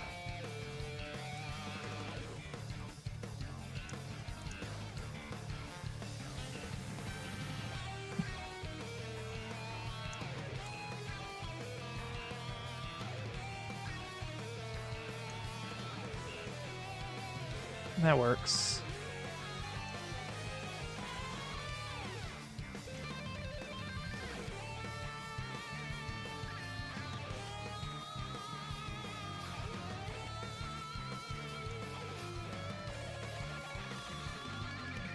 Great. It's silly. It's silly, and that's the idea. These things are supposed to be kind of silly. So I love it. All right, so this is going to be the end, which means this is moving over.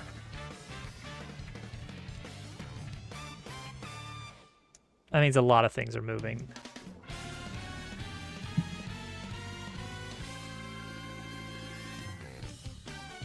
Okay. These boxes, just move them here for now. Move this here for now. This whole blob. Yeah, see, that's the worry right there, is that you get a bit of this going on.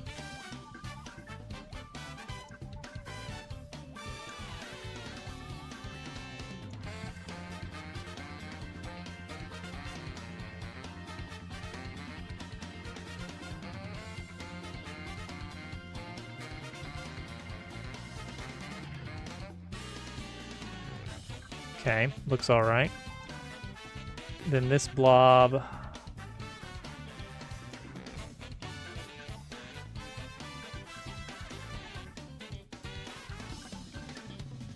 Mystery.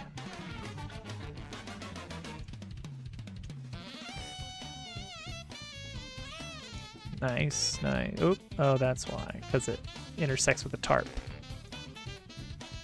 Did Twitch do it again? Nah. It's alright.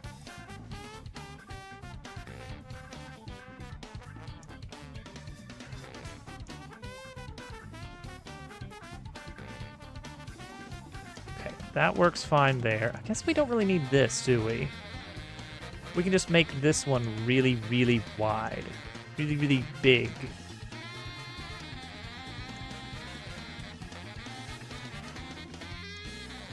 Because it's triplanar at the top, and that's really all that matters for what we're working on here.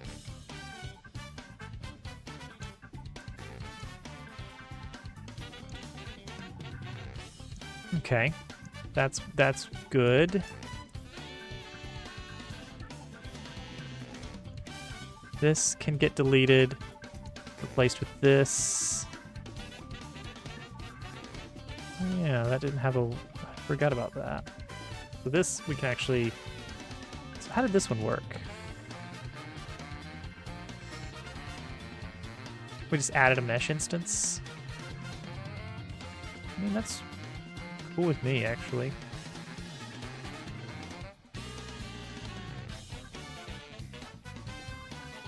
Get rid of this one entirely. Yeah.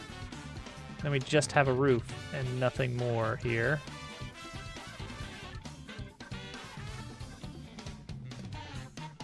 I'm fine with that. This doesn't even need an invisible wall anymore because you can't access it.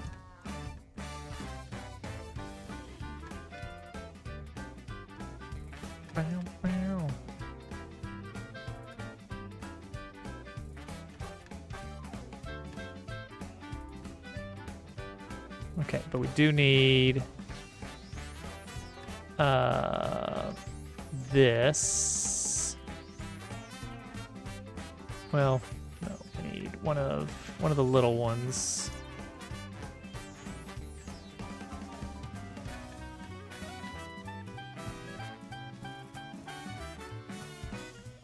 So that we can get the laundry in here. Okay, well then let's get rid of the big one.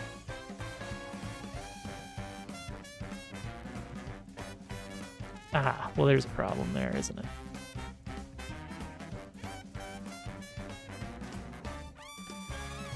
Busy. I'm gaming. Oh, we're gonna be doing so much gaming. I mean, not now, but like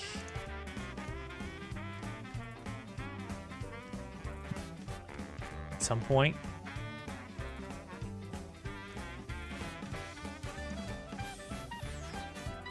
Yeah, let's just stretch this out here.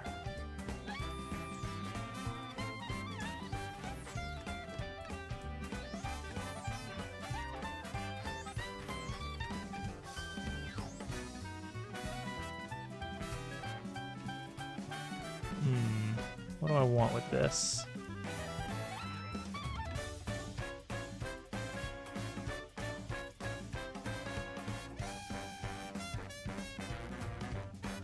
Transform, reset this to 0. I'm gonna get that pretty close to mesh leveling there. And that's probably good enough right there. And then we just need to make sure you can't walk through that. We just add a, I don't know. Should just replace this with a CSG box.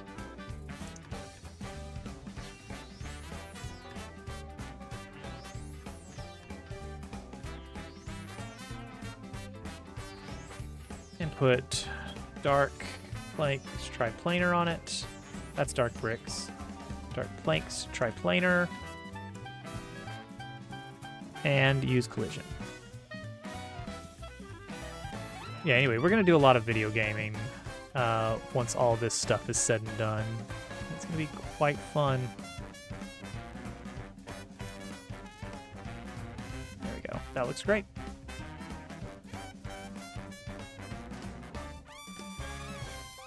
Adds a splash of slightly different wood color. Okay. Good, good, good, good. So now we got some laundry over here. These boxes now need a place to live. They can still be up here. As long as the bigger one is on top so you can't somehow clip onto it. And then the smaller one we can duplicate and stack on top at an angle. So just give it a little bit of zaniness. See, that's what we call zaniness around here is, hey, these aren't quite stacked on top of each other perfectly. How bizarre. Okay, so now this structure is ready to become an inn. That's going to be a big undertaking because we're going to need a whole new interior zone. I don't think it's going to be a continuous. Oh, it would be really, really, really, really hard, wouldn't it?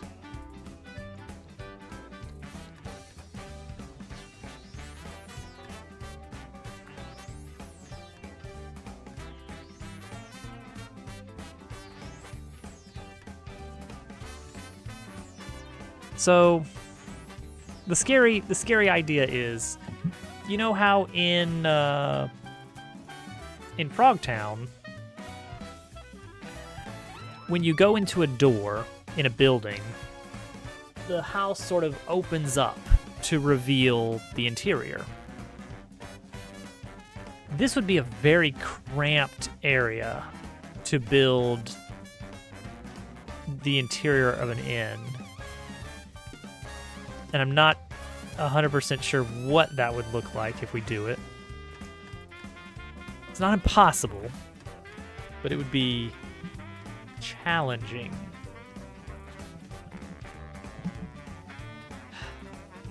How would we have to do that? It would have to be that pretty much everything, like this whole scene, just like flies up. Or something. Or fades out some way, somehow. Well, that's the thing. If it's a whole separate scene, like a whole different area, then the code we've set up means that has to fade to black, unload the zone that you're in, load in the new scene, and fade in. And that can happen pretty quickly, but just that much means, hey, I feel like I'm in a new map. Versus in Frogtown, when you just open a door, you can tell, hey, everything's still running. I've not lost sight of my character. I saw the building physically open up to reveal its interior like a cool little pop-up. And we can still do that. It just will be more challenging if that's what we want to do. I gotta remember this. Oh, see, that could feed into something in the inn itself. So that the first time you go to the inn, there's like a very obvious little back area that you can't access. See, that's an idea. So because we got this little bonus door that we haven't figured out what to do with. So this whole structure in the middle will be the inn. Maybe we get like a big neon sign up top or something. I don't know. It's very big, very sprawling. Gotta figure out if we're gonna do like the combination tavern inn of RPG fame. And if we do that, we have to, of course, do the thing that I love so much, where it's not a bar, it's a milk bar. I think it's just really cute when games do that. Zoom camera, snap vertical, 100 meters, mirror match location for that. I mean, yeah. What I should do is, if we're gonna do this, I should whip up a little geometry that has the same size as this, but is just bland cubes. And then we throw that into a new scene to actually like play around with it. Since it could, there you go. I mean, my first thought was basically take this entire thing, take the entire map and just shove it up into space. To give it the illusion that we're opening it up to look inside, but really we're taking you through the floor.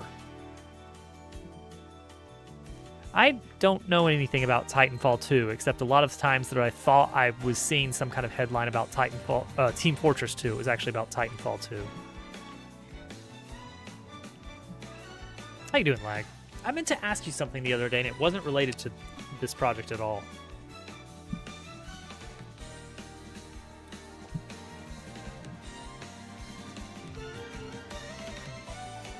I'm sure it was very important.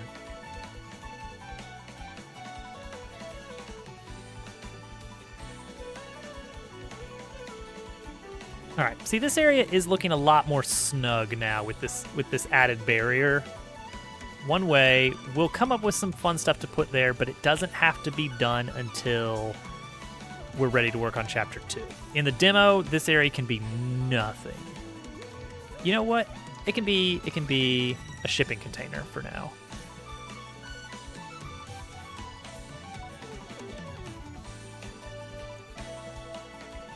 Just to have something down here for the player to see. Don't you know, Willow? He is the skeleton.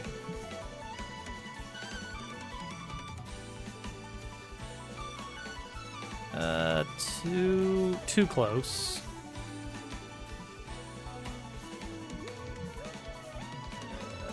Back it up a little bit more.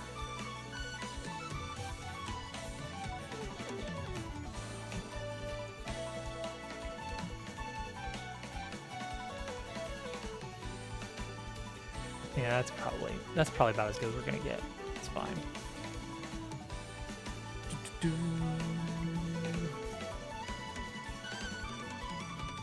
You haven't missed much tonight, Lag. We've mostly just kind of added a big barrier here. I modeled this beautiful, beautiful trash can or trash bag. There's a little treat behind one of them. Pallet board. One-way stuff. There was some code involved to give the boxes some variation automatically. Yeah, that's pretty much been it. And then we shifted some things around. So this is now going to be something. I don't know what, but there's something that's going to happen there. And then this is going to probably be the inn. Maybe a tavern/inn.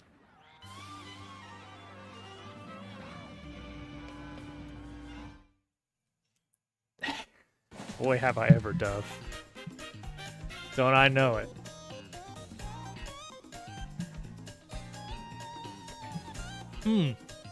What VTT do you use, Lag? That was my question. Been doing a lot of research of code, infrastructure, brain is spinning with it. Authorization is just not fun. Like, I get that it's an integral part of computers, but it's boring to me. And so I've never really bothered to get in depth with understanding the inner workings because I'm not interested at all in authorization stuff. It's just not interesting one bit. Okay, let's see here. This is fun and whimsical. Yeah, we gotta figure out, can we fit a whole area in here? Okay, you do use Foundry. Okay. Automated animations, Pixelport for making it look clean. OBS utils. I never even thought about an OBS specific or an OBS targeted plugin in Foundry. I've never run a game on stream from Foundry. The only game we ran on here was Ironsworn, which you don't even really need a virtual tabletop for. So I just used a spreadsheet. It's very silly. What? All right. So here's what happened. Here's what happened. Last time I played D&D, I wanted to pad out the dungeon a bit. And I was like, okay, here's a let's add a puzzle here. We're in a ancient dwarven forge, you know, your usual fare. And I was like, and there's a control panel that you could vent these jets of heat. But it's all scrambled up. So I did like a. So what I did, what happened was, I just made a bunch of tokens that were like Pipe Dream. It was like Pipe Dream stuff, you know?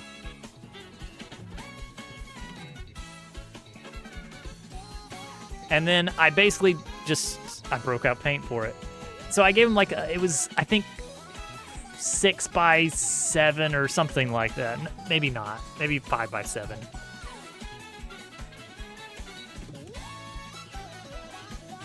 Hope it was worth it, Germdove. So anyway, I just scrambled a Pipe Dream thing and then gave them ownership of the tokens so that they could rotate them. And that was it. That was the puzzle. It's like, all right, straighten it out. And then that's the puzzle solved. And I loved how simple it was because I didn't need any crazy plugins. It was just, yeah, with Foundry, you can control the rotation of tokens if you own them. That's it. Here's a puzzle with rotating 35 things or so. And I was curious if you had ever stumbled upon any puzzles specifically that work really well in Foundry that would be difficult, if not impossible, to do in an in-person game. This was not like, I don't know exactly how I came to this particular question, because I'm not trying to sell anyone on Foundry that I know of. It was more like, that's interesting that this is a puzzle that if we played this game in person, this would have been a nightmare with everybody crowded around the table. Instead, it was delicious chaos as 4 well-educated people came together and lost their minds as they were trying to spin these little tokens. Oh, no, wait, where'd that one go? Oh no, it's under this. It was very silly.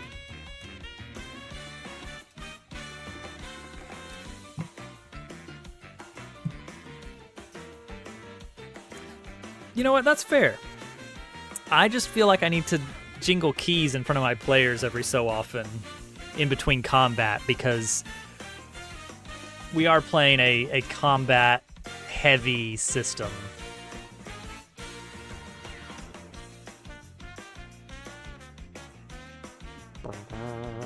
All right, let's end tonight by making a block of the inn.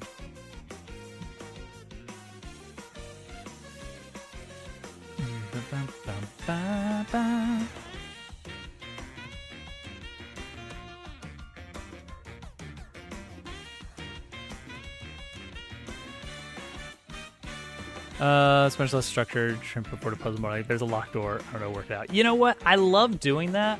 I love just giving out a. I don't have a. I didn't write a solution. I wrote this. I wrote the problem.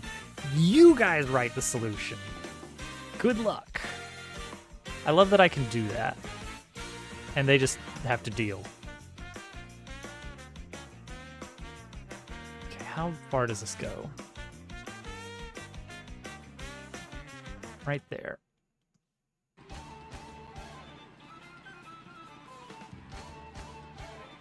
Yeah, I'm not the one in the dungeon. This sounds like a you problem.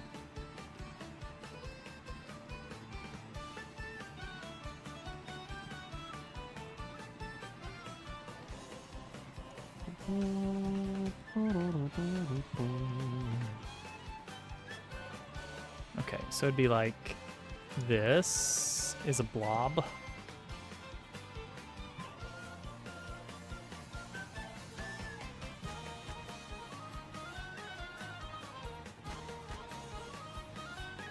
Okay. Yep. And that gets us our next blob.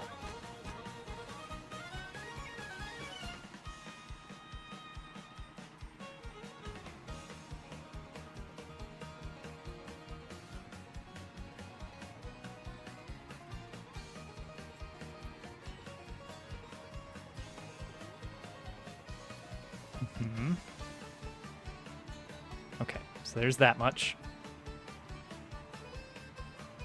Run things that are much more complicated because Foundry allows me to communicate complex mechanics to the players quickly. I like that it's possible, but I just never can trust it. Like, there's something in my mind that even when it's all working properly, I'm always like, is it going to include this? I don't know if it's going to include this or not. Let's just keep an eye on, like, I need to know. I need to personally know what the numbers are. Because I just can't ever just leave it in the hands of the VTT for some reason.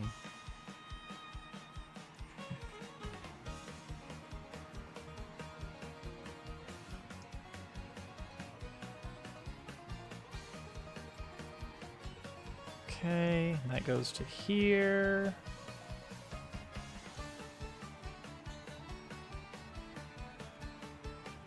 This is silly because this should not matter, really.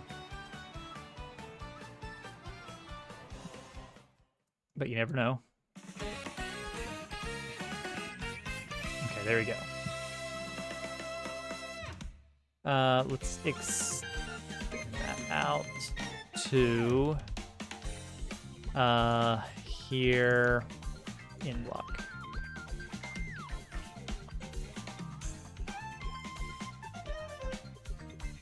Okay, and then let's, I guess, move it somewhere. We'll figure out a place to move it. But get rid of it. Get rid of this. But then bring in, I don't know, we'll figure something out.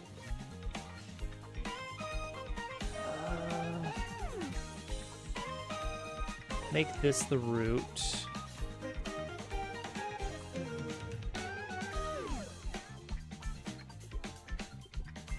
So we can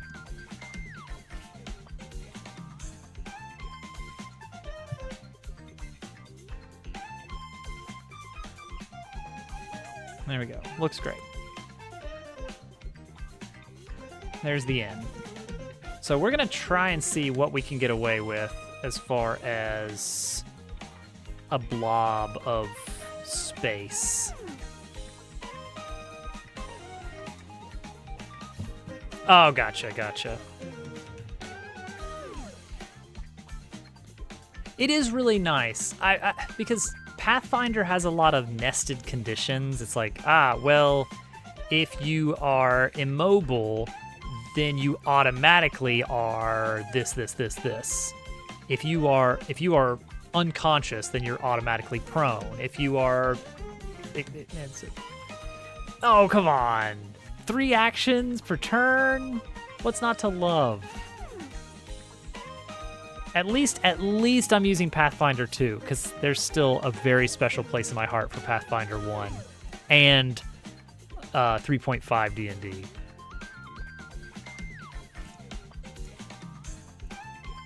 I did say Pathfinder. I still like the original Pathfinder. I really like the crunchiness. I really like the crunchiness of the. It's just so much combat math. Oh, it's awful. All right, let's get a raid going, shall we?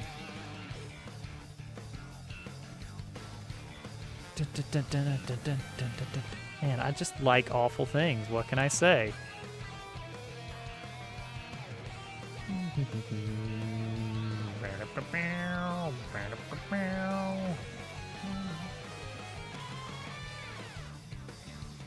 Fab is playing Quest 60. Oh, man. He finished Quest 64. He did it.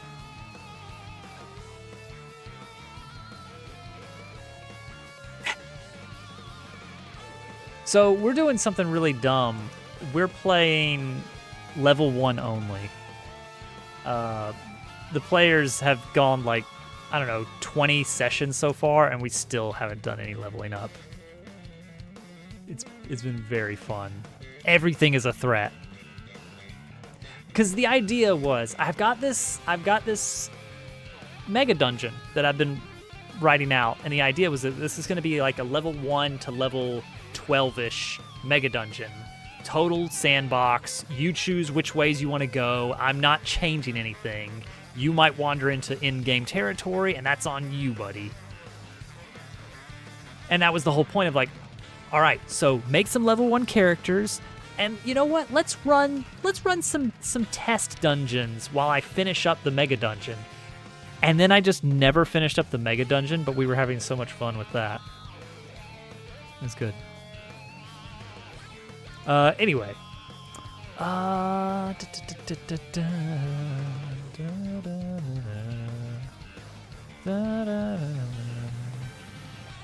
right, here are some choices we got. Well, there's Small. Small is on. We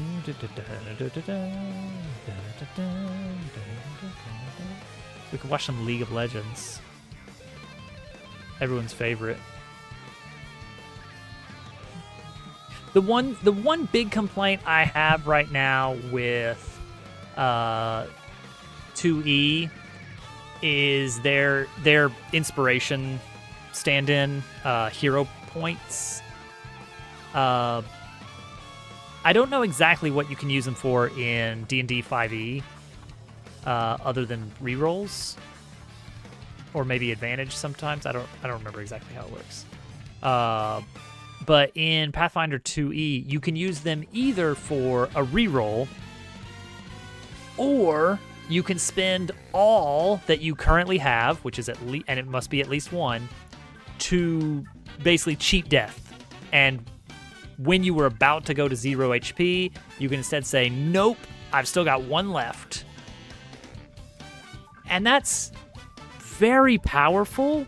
So much so that no one uses them for anything else. It's like you never want to go walking around without that safety net. It's too powerful. It's too powerful. Anyway. It's the magic tab situation all over again. No one's... Welcome in, Gamion, by the way. Snuck in there. Okay. Small is playing RimWorld. Isherwood's playing Secret of Mana. Ron is streaming. He's doing Maker 2. He streams like very, very rarely these days. GFE doing his Roguemon Pokemon run through. I think we're gonna go hang out with. Might need those magic tabs later. Exactly.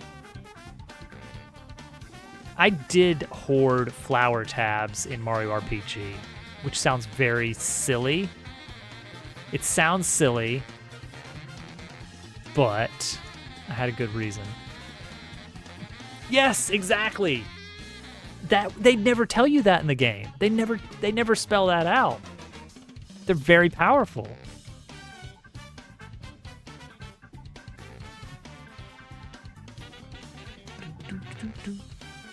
Coin spending is how you get it. Ah, ha, ha, there you go. So you gotta spend it.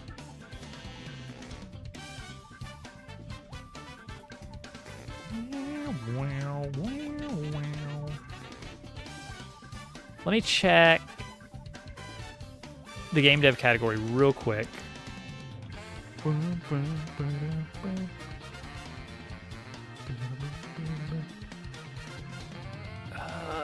Let's see if there's somebody. Not really. Oh well. Yeah, I don't know a thing about RimWorld, so we're gonna go hang out with Small.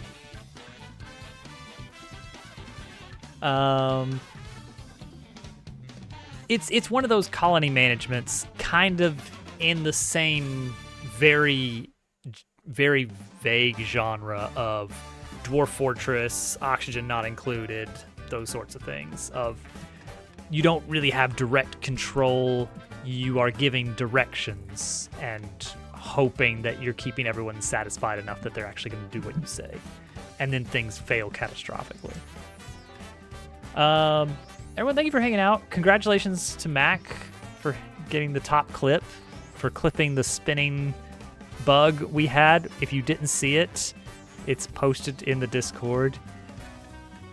I tried to fix a bug and it didn't work. Hilarity ensued.